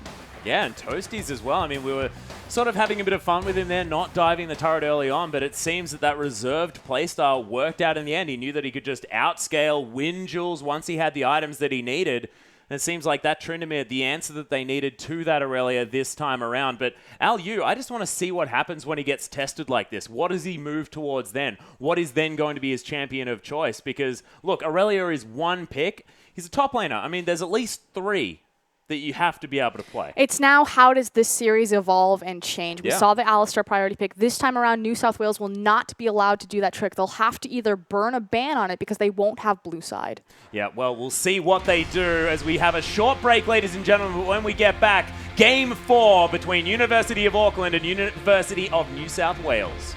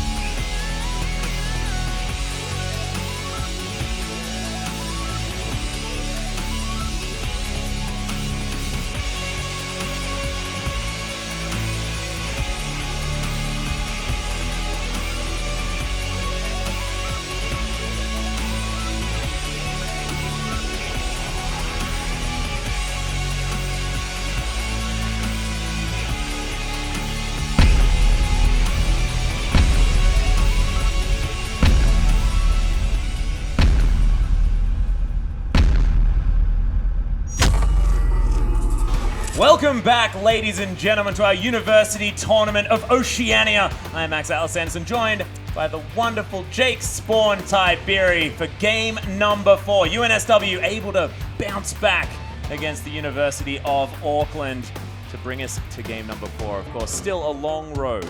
Yeah, they stole the cow. They took a Tryndamere. They hit people in the face lots. Maybe not as much as you would have liked them to. No, I got a bit upset. But in the end, it meant a victory Certainly for New did. South Wales. And they're on the road back to recovery. You stole my chair, by the way. I want it back after No, this it's okay. game. Do you want me to leave? I can just go. You seem to be able to do color, play-by-play. Doesn't even matter. I can just it'll be fine. I'll leave this here. No, that's all right. You can come back. Please stay. He's gone. All right, so 10 years into game 4, this should be exciting because New South Wales finally have some form of momentum. See whether Auckland can get the priority pick on blue side. We assume it will be in Alistair to take themselves in with a win. Of course, last time these teams matched up, it was a 3v1. 3-4 versus against 1. I didn't know this. Please come back. Thank God. I just need prior warning. I could have done it. Proven there, but that was that was good times. Okay, what were you trying to say, this one? Last time these teams faced in the finals, it was a 3 against 1. There we are. Beautiful. Victory for New South Wales. Do you want me to leave? No. Please, you're God, going no. for it. I think what we've realized is that you're fine. I'm just gonna, I need friends. Please help me. But yes, priority pick of the Alistair. I was talking about last time they played. But, yep, Alistair will be a priority pick now that Auckland is on the blue side of the map. You would have to think that maybe it will be banned away by the University of New South Wales, or maybe they'll just have something else completely in store, something like a Jana once again to see if they can stop the hard engage. Yeah, it's a good point. And I mean, the Nidalee didn't work out quite as well this time around either. I mean, you know what, like he tried to do what he did in the previous game, but it wasn't really the Nidalee that won that for them. It was the fact that the Aurelia was so far ahead, and maybe having a tankier jungler will help them out. But as you can see, we are into Champion Select. University of Auckland are now on our blue side as we go into Game 4. University of New South Wales on the red. Anivia first ban as Rumble comes in as well. And I really wanted to see the Moo Rumble mid. I really wanted to see Chris's Anivia. It's been banned every single time. Yeah. Just not getting a look in right now. But I want to hit on one of your points about the Nidalee. I actually think Nidalee was instrumental in Game 2's victory. Okay. But not for her damage. It was because she had so much sustain against the poke that was coming out of the mid Varus. So maybe something you don't necessarily look at Jungle Nidalee to bring out, but certainly helped setting up around that 5th Dragon win condition that they were able to secure. Yeah, it's a very good point. But look at the adaptation that's come out here. Tryndamere actually banned on the side of University of Auckland. And the Alistair, of course, going to be the answer here for UNSW. And Al-Yu, does he first pick Aurelia? That's the big question. Yeah, certainly is an option now that the Tryndamere isn't there. Aurelia actually does very well against Tryndamere. That's what I was trying to say. You should actually go upgraded Boots 2 into the Glacial Shroud, and you should just never die. Helps you mana problems. Problem was going Phage and Sheen first just doesn't really give you combat stats because Tryndamere out-trades you with some sustain. All you do is shove him in, make sure that you get lots of farm, then you should beat him late game. But didn't occur last time. Credit to Toasties for making the adaptation, therefore gets a ban. Yeah, going to be thrown out there as you're away. 9 seconds to go. 8, 7, 6. Diana, Corky, Diana. It is going to be Diana in the end as the first pick. That's a very interesting one. That's some animated conversation out of Huey. He pretty much jumps around when he speaks. He does. This UNSW side is so fun to watch when they're just talking to each other. See what he wants to take away this time. Had a better game on Gragas. Yeah. Also plays a mean Rek'Sai from what we've seen. I want to see his Vi again. Because Vi was fantastic. Split 1 of the OPL this season. Yeah, wasn't bad. Yeah. I don't think Vi's very good right now. No, neither do I. Although it was picked the LCK. Was. So theoretically, you know, everyone tends to copy what's going on over there. Admittedly, it wasn't exactly all that successful as Toasties. His Hecarim has actually made it through this time around. He's going to head towards that top lane with the horse, and Huey had a basically unbreakable experience last time on that Gragas, so he's going to lock that one away as well. Yeah, definitely could not be taken down easily. And now with Hecarim on the match, another Trinity Force user, see whether it is the Aurelia that they want to run into it. Hecarim has a very good time early game actually against Aurelia. Able to put out a lot of hurt when the helicopter has successfully been charged up. See whether that is going to be in consideration or whether they just pick a support here, something like a Braum. And is that because can play. Hecarim doesn't need to auto-attack to trade? So you can utilize not getting hit by minions? It's just because Hecarim, once again, has really good sustain, Trinity Force user, able to put out a lot of consistent damage, and Aurelia trades within a W window. Hecarim just always has the Q available. I like it. Well, once again, the Master Yi is going to be hovered. Bark not going towards the Braum. Can't pick the Alistar. Thresh is going to be locked in, and there's the Lee Sin. Of course, one of Huey's signature champions, not necessarily an 0-1 option, but he's going to grab that one. Early game pressure out of the jungle. Why are they having a giggle? It's just really funny. UNSW, there's a joke that Wed is not in on. And he's making a phone call. What is going on? Or he's saying, word. Where are the comms, man? We need comms. Is it on this headset? Nope. No, that's just wearing 2 headsets. That's not going to help me at all. I know why Froskerin wanted off the desk now. I have figured it out. Kalista being hovered. Evils. She said her voice was cracking. I thought that she meant it was a little bit strained. Turns out there was just a tear in her eye, and it was starting to break her physically being here. I can't believe I've already used my leave the desk play. I can't do it anymore. Evils, though, hovering over the Kalista, just decides, nah, ain't going to do that. Back to the Graves. And why not? Graves has such a successful laning phase against the University of Auckland. Couple it with a Janna. All of a sudden, so much added attack damage. Level 9, it will be a BF sword on top of that buckshot. That collateral damage, and we'll see whether they're able to once again exert some dominance over the bottom lane. Yeah, and LU looks like it might be a consideration of the Diana top here as the Vladimir is being hovered, unless that's just a fun hover. Do like thinking about these sort of situations, though. Well, you know, Carlos is God. Definitely an Oceanic veteran of the top lane. Played a lot of the Diana as well. Liberty now considering a misfortune. I would be super happy. Oh, I'd be super happy if it was Dr. Dre in the bottom lane. Who? Draven. I've never heard him called that. What, Draven? Dr. Dre. Yeah, I was just trying it on. Lifesteal bottom lane, it is going to be the Vladimir locked in here as well. Benji liked it. He thought my joke was good. Which means it is definitely not good. That is it. On a scale of good to not good. Bread's buttered, mate. All right. There is great, good, not good, bad. Benji liked it. Oh, God. And we hit that tier immediately man. from the joke. I've just made a realization that I'm probably not as funny as I thought I was. This is horrendous. Everything's gone wrong. Tam Jong-Q is going to be taking that Vladimir one more time, and it is going to be the top Diana. Yeah. Or unless top Vladimir. Top Vladimir. Could potentially be it. Not a great jungle follow. It's not bad. Isn't it? Take 8. That's true. Tides of blood.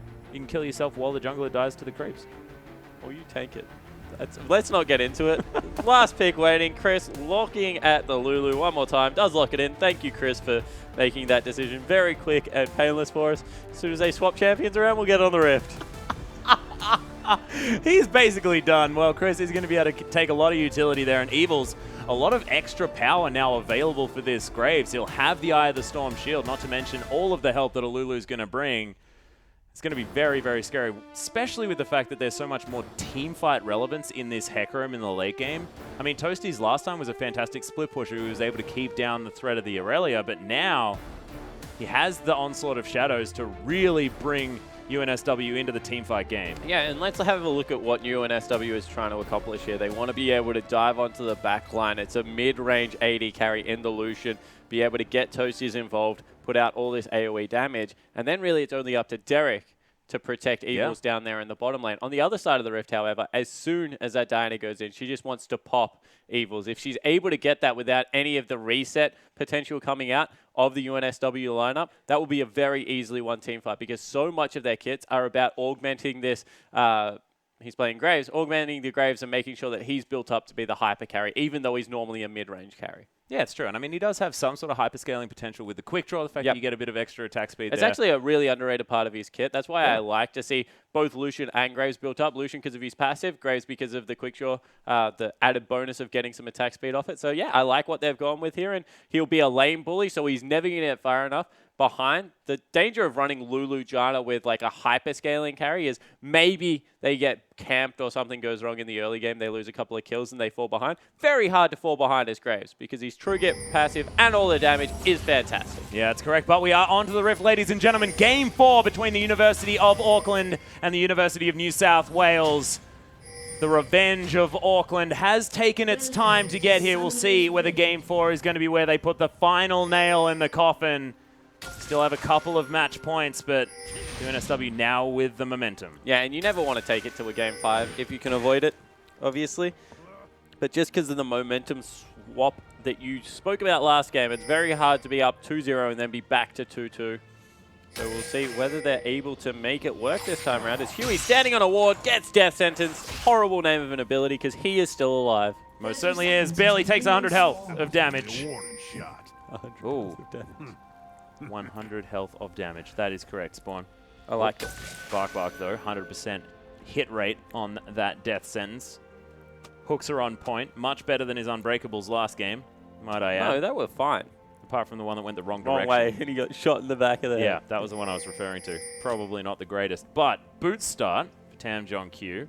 Yeah, this is what we see a lot out of Vladimir, being able to navigate early skill shots. Also, the additional pot you get from the sustain.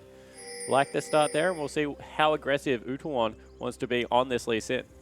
Yeah, and I just want to talk to you about the adaptations that you make when you're playing Diana in the top lane as opposed to the mid lane. Are we going to expect sort of a very similar playstyle out of the Diana if it's in the top lane?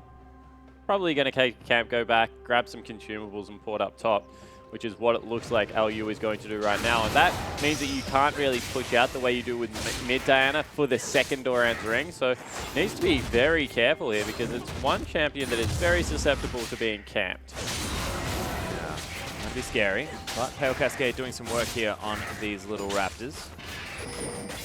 Toasty, he's going to take a camp as well. So his minions very lonely there on the top side of the map, enjoying the view. You would talk about their Spawn. It's just a lovely side of the map. It is. It's beautiful. I love it when you catch the dragon flying by as well. It's beautiful. It's majestic. Take a couple of red pots up there, sit back, relax, have a nice afternoon. Yeah, exactly. Well, that's what you used to do when you used to do that Oh, starter. look at it. Oh, the pan. Wonderful. No, go back. Nothing's happening. It's the early game. But Vladimir is being shoved in, and Diana starting to jockey for some position in the top lane. Of course, much better with two abilities than one Diana.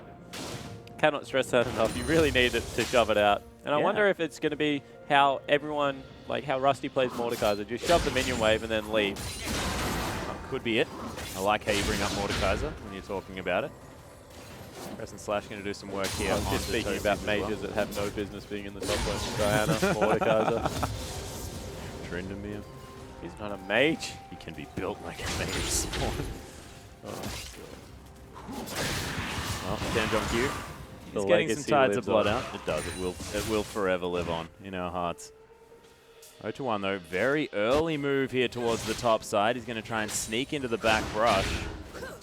That's a lot of harassment going down onto Toasties already. Flask is ticking. Does have a lot of pots. So he'll probably be okay. Yeah, so Odawan's actually looking for the counter gank here. What he doesn't realize is that he jungled major camps, and Huey took the minor camps and is now just starting up the red buff. So this is something that should have been passed on during the games, that Huey doesn't actually do his major camps before he goes back the second time. So if there is a fight breaking out in the top lane, Huey should be in a much better position to be able to take it to Odawan, unless he burns lots of abilities. Although, might not even get there. Yeah, Odawan's going to make his way in. The Moonfall's going to be there. First blood for Odawan. And look, you're right. I mean, could have theoretically gone the other way. Death Sentence, though, in the bottom lane here. The flayback onto Evils. In goes Liberty with the Relentless Pursuit. So one thing I want to point out is that Toasties just made a huge error in the fact that he had a ward in his pocket the whole time, and also had his trinket available. That should have definitely been dropped into one of the brushes to make sure he was safe, because they hadn't spotted the Lee Sin at all. And they know that at some point Odawan will show top lane. He's done it 3 games in a row. There's also the fact that Lee Sin pretty good at ganking earlier on. Does a lot of damage. Certainly does. But it is going to be the cloth armor and the extra Doran's ring that you were talking about. LU now with a bit of sustain there in the top lane. You're going to be able to weather the storm of damage as well from the helicopter. Dangerous times for Toasties. Yeah, Tosu's actually set pretty far back because that lane is going to shut back. Meanwhile, in the mid lane, Yeah, Body Slam going to be pulled out of here as Tamjong just hangs around, transfuses some of the blood out of Huey's veins for a moment. It's always a risk when you're a Vladimir that you don't know what's going to do more damage as Tosu's struggling. Yeah, LU just trying to get some of these passive procs off. Yeah, you don't know what's going to do more damage if you pull or whether you just face tank all the damage out of the jungler. 20% of your health is A large amount of health. Especially when you're full health like that. And he would have been very resigned to his fate as he pulled then. I like how he hung around, though, to make sure he got some damage down, Yeah. got some extra sustain back from the pull damage. Underrated part of pull, I think. Flash pull, one of my personal favorite maneuvers. I'm all for the zoning pulls. Oda one more time. Wants to get down and dirty in the early game. You see Tamjong moving up to zone, so that's a little bit of a giveaway. He's moving up to ward as well, maybe going for a bit of a fake out play. Flay just going to flat out miss here from Bark. Hey, hit a couple of creeps. You That's don't know what he true. was aiming for. That is a very good point. It does depend on what your goals are. Tamjong taking some auto attacks, but just doesn't worry about it. I really like how he plays Vladimir, using his health bar as a resource, understands that he's the one with all of the sustain, doesn't need to worry too much, so he can play a little bit more aggressively, a little bit more further forward. And Oda on this aggressive jungler has controlled the river completely. Also want to hit on his itemization. Has gone for the AoE smite to farm efficiently and high health, but then went for the Sightstone to make sure that that early snowball that he picked up in the top lane is going to be translated everywhere else as Hook lands. Yeah, Derek, he's going to get followed there, but the flay back onto Evils. Nice exhaust from Derek as he tries to save him. Derek used the shield on himself. Yeah. That was silly, I think, unless he thought that he was going to be the focus. Yeah, well, he definitely was going to be the focus, and then they swap target as Tamjong takes a little bit more damage in the mid lane, but it's always that risk. You need to make sure that they have committed on a target before you shield them up, and he just didn't have the patience to do so. So gets bitten by it. Certainly does. LU now with a massive CS advantage, about 14 there in the top lane. 7 minutes, that's a big deal. Crescent Slash actually doing some work here as well underneath the tower. Also a 10 CS advantage in the bottom lane. And he goes back and picks up the BF sword to the pickaxe boots. That's huge news right now for the AD carries. Lucian going to be very obnoxious to deal with in this lane. Especially with Bark able to get a lot of these traits happening in their favor. It was a fantastic death sentence onto Janna and then into the flay onto Evils as well. That was really beautiful to see. No matter who wins this, by the way, Bark is my MVP. Not for his play, although he has played very well, just because he brings the name onto the Rift, and I get to listen to you say it. And you know who is the worst? Who? Tamjong Q. Why? Because he changed his name from Mumu to Tamjong Q. I like Tamjong. Even if it's his actual name, like, I still think that it's a terrible name. But it definitely is not. Doesn't matter. But you Just said saying. even if it is his name, I'm Even just if it letting was. you know that it's not. Yeah, it's actually Ku Kyung. But look, that's fine. That's fine. Wouldn't even mind about being maybe a little bit rude about it. Because if your name's Mumu, accept it. It's beautiful. Hope it wasn't peer pressure. Just change your name from Mumu. It's silly.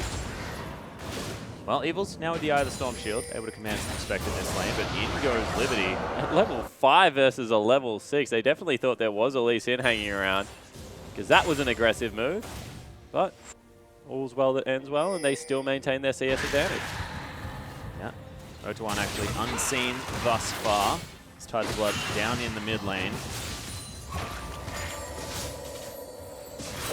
Chris is getting junglers walked at mid. once again, yeah. What the heck? Tamjong just wants to take down some creeps. He got them all as Evil's now in trouble. Yep, there's the exhaust onto Evil. Flashes interestingly there as Liberty gets his way in. Bark just says, I'll take that kill, buddy. Don't worry about it. I'm the carry. And he'll grab it for himself. Graves falls. Not the same Graves that we saw in game 1. Yeah, it certainly is not. And Liberty all of a sudden has the ability to shove into the turret, deny even more CS. And Oda bullying out Huey now has the potential to dive bottom lane, has the kick available. Yeah, Huey getting aggressed on. Oh, just the tip. Just He's going to miss. bottom lane. Will not. Dragon is now the priority. Yep, Tamjong doesn't have his Hemo Plague for the extra monster damage on the Dragon this time around, which is a little bit unfortunate. Meanwhile, in the top lane, LU just killed a horse. Okay. So that is a combat summoner versus the Flash, and LU still able to come out in head. Just want me to let you finish? No worries. Okay, Tamjok Q. He is going to just go back to the mid lane here. They started off the Dragon, but decided not to commit to it. It was a bit confusing, considering the fact that Alyu had also managed to kill the top laner, had teleport available as well, but playing it reserved, playing it safe. And now going with the Nash's boost. It's a Stinger as well as an Arm Guard picked up, so little from column A, little from column B. Will not be a Zephyr. Hope it is.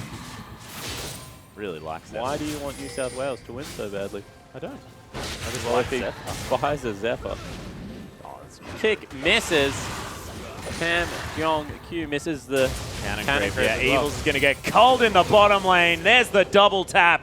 Liberty makes sure that he's dead here. Barkbuck was hanging out, tanking some creeps. Didn't even mind, just knew that his Lucian had it. Priority. He got the best of both worlds there.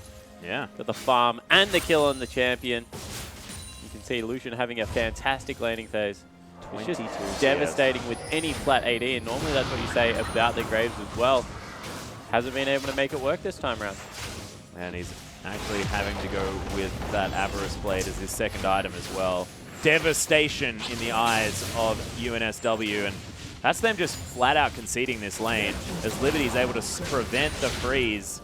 And I understand it because they need attack speed, so it's not like you have the benefit on Graves of being like, all right, I'm just going to go the Brutalizer build this game and try and get a couple of longswords to rescue my laning phases. Once again, Alyu goes in. My goodness, that Power Cascade doesn't work. Waiting for another Q, lands it. Oh my goodness. Thought he was going to do it. Toasties is in so much trouble, even underneath the turret. He has his ultimate back available, nearly Toasties, so there is room for some form of outplay as Tamjok dodges out of that Little Ants. Fancy footwork, takes the turret shot and celebrates. Yeah, one thing that I've been really impressed with is Alyu's ability to play carry top laners. His Aurelia looked fantastic, maybe not so much in the last game, but definitely in the rest of them.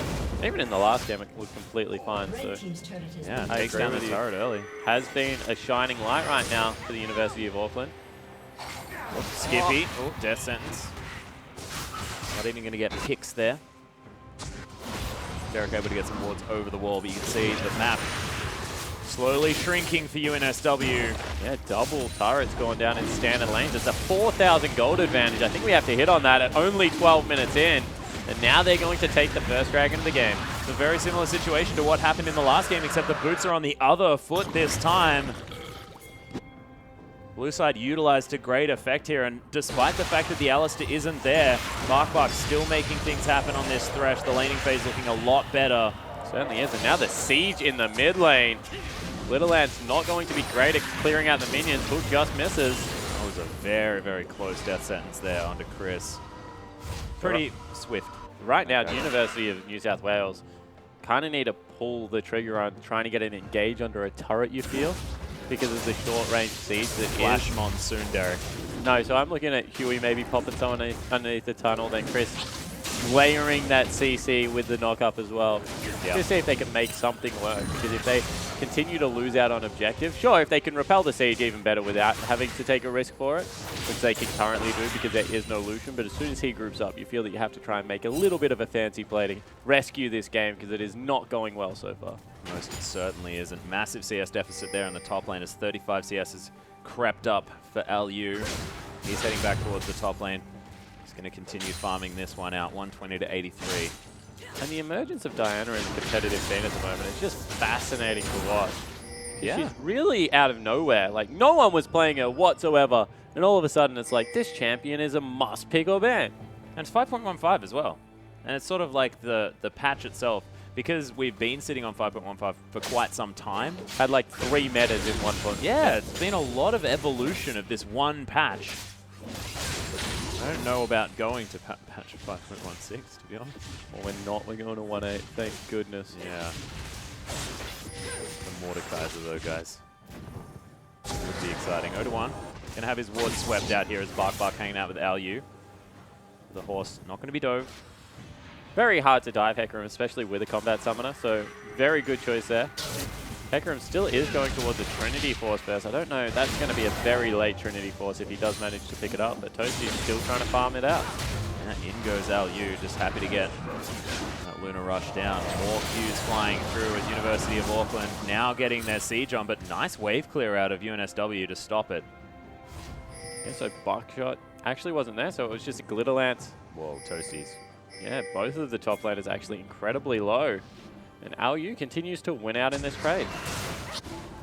Close to 50 CS in the lead as well. The horse is making his way back. Might be able to actually get some work done here as the Onslaught of Shadows is available. Odawan spotting out Huey, does have the Sonic Wave there. Taking it out aggressively. Toasties wants the one-on-one. Yeah, there's the Ignite down onto Alyu. Flashes out of the way. Onslaught of Shadows going to be dodged here from the Diana. She's got the blue buff, trying to get back around. Wants the Pale Cascade. Is it going to be up in time? That's the question. There it is. Is he going to be able to get it? Oh my goodness, the passive exactly the right time, and the 1v1 for the Diana. What a play out of Alyu. Kites the Hecarim around with just the right amount of mana.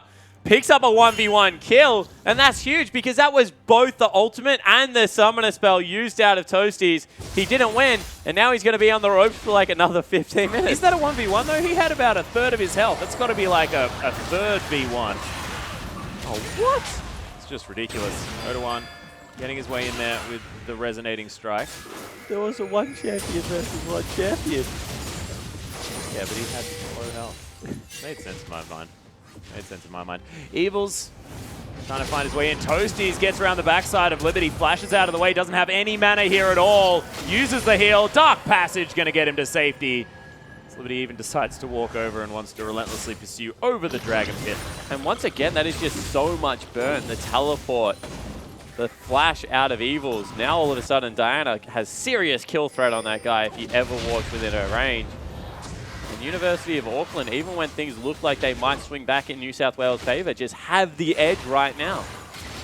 Yeah, that's a Nash's Tooth now completed for Alyu as well. King Quarter in his back pocket will be able to keep himself safe as Alyu now using his siege potential with this Nash. As you can see, he's smacking through these turrets. There's a big creep wave top, so he can just wait, let it stack up, be able to head back up there, collect even more farm. He's 50 CS up right now, and it's not going to get any better. Tamjong Q still hanging out here in the mid lane, stacking that Tides of Blood while he can. Bissell Scepter completed, so he's not scared of this Lulu anymore. Not that he ever really was, by the looks of things, especially with the zoning Hemo Blades. They were the farming Hemo Blades. Ah, Completely different. zoning pools. Yes. Yeah. Vladimir, such a fantastic zoning champion. Yeah, he's got 11 CS in the lead. Thank you very much, Riot Benji, for pointing that one out. I think he said amazing CS advantage based on the fact that Hemo Plague was used to pick up the creeps.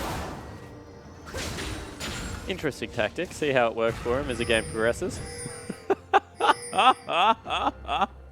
70 CS, though, is the lead for Alyu, and that's a little bit more relevant here as 70 CS is a heck of a lot of money, especially when you're also on 2-0-1. That's 60 CS more than what the mid lane has. Yeah, Moonfall comes down. There's the fantastic death sentence after the flash there for Bark Huey. He gets wild growth, but Alyu, he's way back in there. The double disengage doing some work. The double knockup comes in as Derek gets Hemo Plague. So much damage from Tamjong as the heal. The shield is going to be enough there for the New South Wales support player.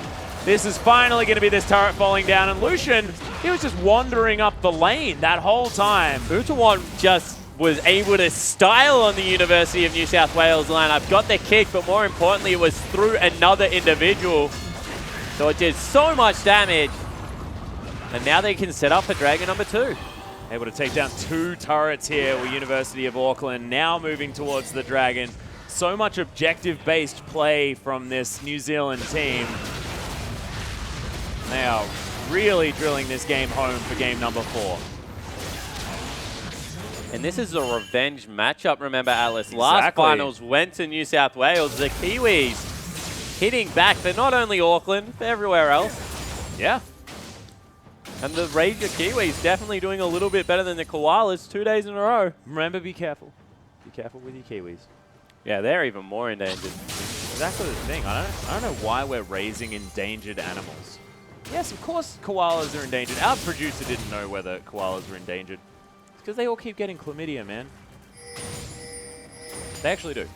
There's a big problem with koalas. Tamjong Q is going to take the Dark Passage to get his way to safety. I don't know whether that's only in Phillip Island, but I know it happens there. That's fine. Don't worry about it. Huey's going to be able to take down some wards. Tamjong Q towards the mid lane. I think I've lost my color caster completely. Sorry, I'm choking right now on that, but that's all right. Just wanted to make it educational. No, that's good. The people of the stream, thank you. If we could get back to the game. Yeah, we certainly can. Al, you still continue your slippery to the top lane? We'll see how much of a priority this Baron is. Of course, only 23 seconds old. Quite a young Baron. Ah, young Baron. Therefore, doesn't fight back quite as much as older Baron. Old man Baron. Oh, get away from my den. Something, something, something. Oh my goodness. Okay, Chris, clearing out minions in the mid lane. We've got a 4 turret advantage, as well as 6 kills, 2 dragons. UOA going for the perfect game at the moment. They are actually. I hadn't even noticed that. Yep. Good job, play-by-play caster Atlas. Calaster Latlas. I love how both colors have made an attempt at the play-by-play and like mucked up some part of it. Oh, don't worry, the play-by-play is also much of that. You're fine. Well, Otuan actually going to deny the puppy camp. Whoa, that's just salt in the wounds right there. Just cruel. And 1-1-3 split push. Very heavily engaged right now. See whether this works out. Teleport is available for both. Good hook. Descents under. Oh, Bark right in there. Gets barreled, but not too worried about it. Oh, goodness. Toasty's gallivanting away. Gallivanting is generally happiness. I do not think he's gallivanting anywhere right now. I'd be pretty happy if I got away from that Diana. The top, wow. See? Didn't get it that time. No gallivanting to happen here as Tamjonkyu, he's going 1v2. This isn't the 1v5 of game 2, but, I mean, game 1, as there's the Hemoplague. Nice use of the Wild Growth to make sure that he doesn't fall down. Actually, very close there, but Evil's now in trouble. Has to be careful. Sonic Wave did land. Resonating Strike not going to be followed here as they focus on the turret. Tamjonkyu keeping his health up as they take down the mid lane inhibitor turret. Derek makes his way Derek, over. no! Oh my goodness. Oh. That was 1 I was scared for you, Derek.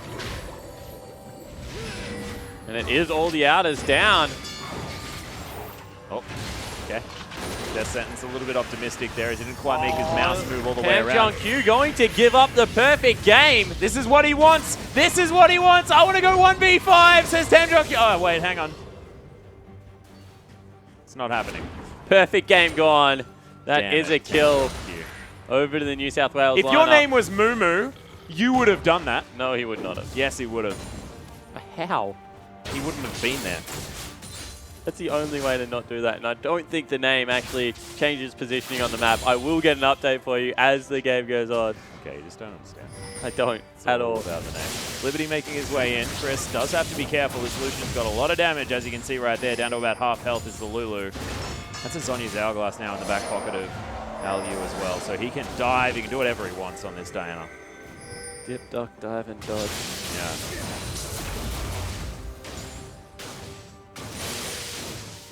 Well, Liberty clearing out some minions here. We'll see whether the Baron is going to be an option. As I just love watching that queue. So this is creeps. actually one of the difficulties with getting very far ahead in the early game and taking the outer turrets. Base Sounds like a turrets first are world really, problem to me. it is.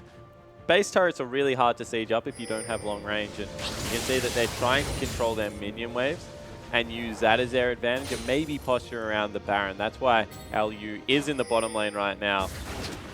But this will continue until they just have the tools to dive. Probably quite soon, as the Diana does have the Zhonya's Hourglass, but still need to be aware of all the anti-dive tools on the side of New South Wales. One missing a stationary target there. A little bit unfortunate. Liberty going to be able to take away the Crimson Bramble back though as NSW give up the red buff. completely. Alyu looked at that and was like, should I go in 1v4? And I think he should have. And he would have died. Yeah, but Tamjonkyu, he understands that that's how you win. Sometimes it's about sending a message. Exactly. Q lands from Lee Sin. And Huey is out of there. Does not go in. Toasties does have his Trinity Force. 23-minute Trinity Force. Not exactly the fastest one that we've seen thus far. Press the splash, not going to quite find his way in. It looks like UOA just looking for their opportunity to try and get something happening. And University of Auckland kind of just milling around right now. They've got 100 CS advantage on their top lane. LU is a monster. They just need to channel that inner monster power in one of the lanes in a 1v1, and you feel that they will be able to make good things happen. Well, Third Dragon is going to go down. Bit of extra movement speed. Never hurt, especially when you're trying to chase down your opponents. This opportunity being taken by UNSW to get some wards on the Baron buff. Oda1 already over there to try and clear this one out using his sweeper. Derek gets his way in, so back to base. Bit of a reset. From everyone, they're also going to give up the first turret of the game, it looks like, in the top lane. Toasty is going very deep for that. Now recognizes he has to trot away. Flippity clock. A few misses. Pretty close. Warning shot. Oda1 has actually gone for the Distortion enchantment. Wants to have that flash pickup as often as possible. Certainly looks to be the case. Evil's now jockeying in the mid lane. University of New South Wales actually doing a good job of opening the map up for the time being. Yeah. It's very easy to have an open map when you don't have any turrets. Yeah, helpful. Diana split pushing in the top lane though. That top inhibitor turret. Oh, has got Janna. Goodbye, Derek. Derek is you will so be missed. Dead. Nice use of the exhaust and the wild growth there. Keeps Derek alive. That should mean Baron. That is 2 key cooldowns. The exhaust as well as the wild growth. They shred it at this stage of the game. You can see that Barkback has the right idea. Get the big worm. Yep. Woof woof. Getting in here. Killing some wards. Nice little ward outside of the pit here. We'll see it. Oda1. No, not going to happen. Still not going to pull the trigger on it. Just kill some stuff. University of Auckland. Massive indecision. 8,000 gold lead. Barkback's had enough. He's starting it up. Yep.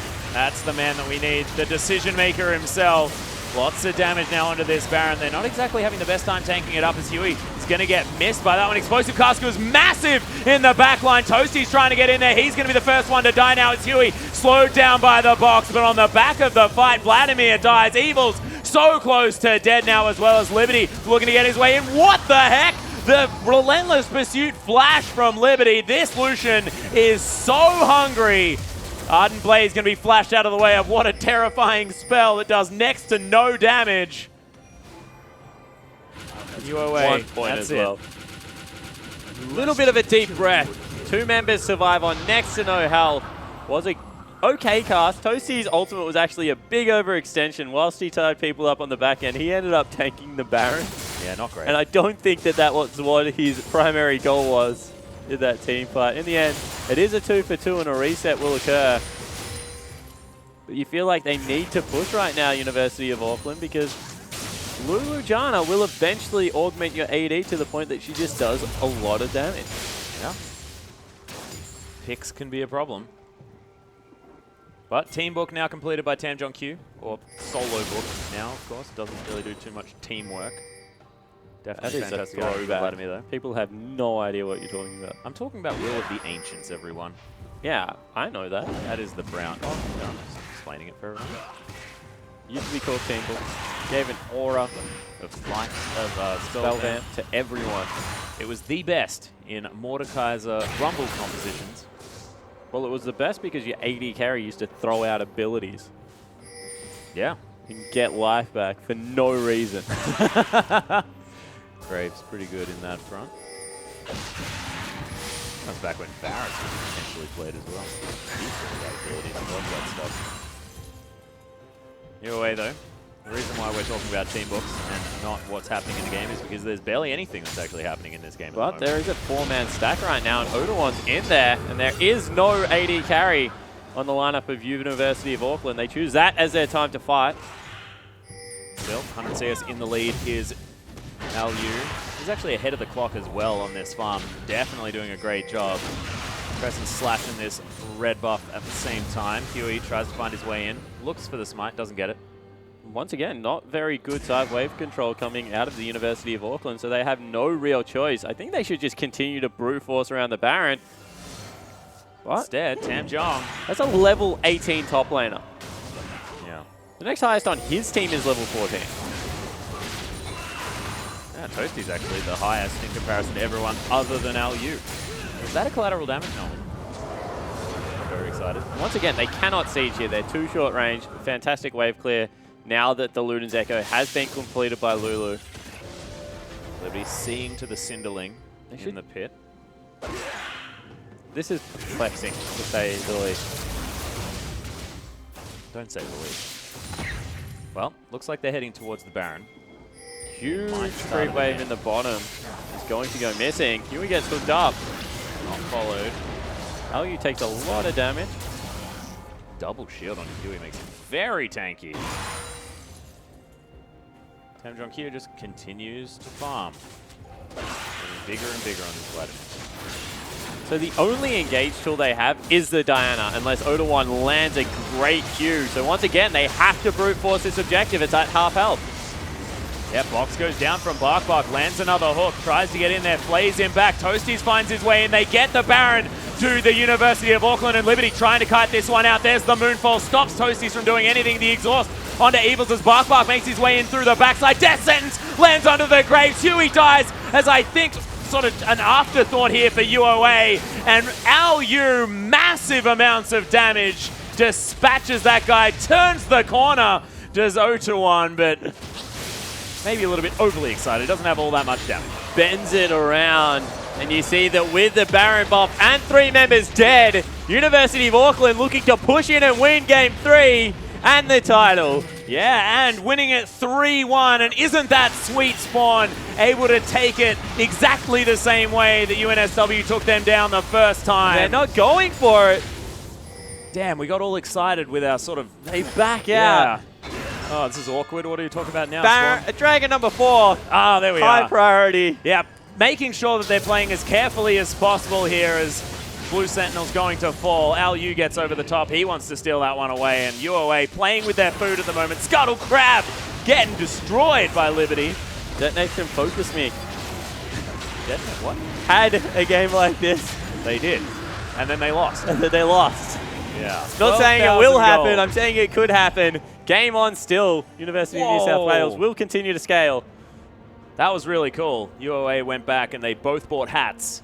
Did both of the solo laners, but then it was sold because TamJonkyu needed to be able to go golden. Hadn't got there just yet. Blasting one completed as well. Lots of items now in the back pockets of UOA, and this time is so incredibly big. So we'll see whether they push in for the final kind of scuffle. I'm not going to call it a team fight anymore because it involves a lot of the University of New South Wales individuals running away Or falling over. But we will see whether they're able to make it worth. Evil's now in a little bit of trouble. He strolls away. BarkBark, you lied to me. BarkBark just wandered around the corner and went, hey. And that was his move. Oda1, he's going to get in a little bit late. So Evils is well and truly wandered casually back to base. Oh. Sick Luden's damage from Chris. And there's not really much University of New South Wales can do right now. 12,000 gold. Baron buffed up.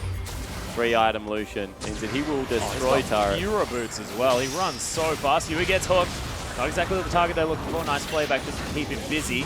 But that's going to be the tower falling well and truly on the top side. Look at LU's damage to this flippin' inhibitor. It's stupid. As BarkBark looking to just hang out off to the side. Collateral damage on top of the Lucian as he's just going to cull his way back into this one. Actually, just the tip of it, not finding anyone. And the game is being won. Zoning Hemoplague in the middle of the base as LU just destroys the Nexus. They understand how to win League of Legends. It's kill all the structures. And UOA now our university champions. And look at them go wild on your screen. That was anticlimactic, Spawn, because they're not going wild at all. They've realized that they've won, though, and it just hasn't quite sunk in. Yeah, the feeling of euphoria starting to build. And devastation on the faces. I thought we may have had the of wrong New South cams, Wales. because, you know, these guys are looking okay. Toasties, he's taking a while to stand up, but hands are going to get shaken.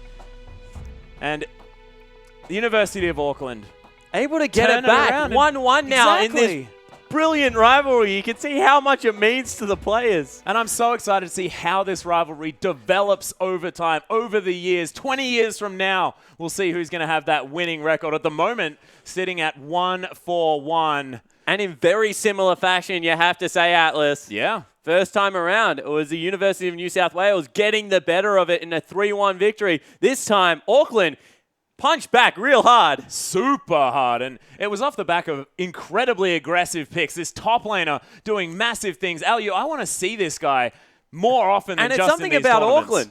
Yeah. You know, they had arguably the greatest top laner of all time, RoboSounder, up there. Yeah, of all time, guaranteed. And now they have Alyu, who I'm sure we'll see it a lot more. I can't believe it. Probably the Padawan learner of RoboSanta there in the top lane in Auckland. And look, there's Lee Sin players, one that I certainly remember from that region as well, that just fantastic. So yeah, just had a fantastic game. And, you know, what more could you ask for? Look, not much more, Spawn. I had a fantastic time. Your play-by-play was utterly wonderful. But on behalf of myself, Frostgren as well, who had to put up with all of our stupidity, Jake, Spawn, Tiberi, and our whole production team, Riot Benji included. I really love that, man. Fantastic production work today. Thank you guys so much for watching. We'll see you next time.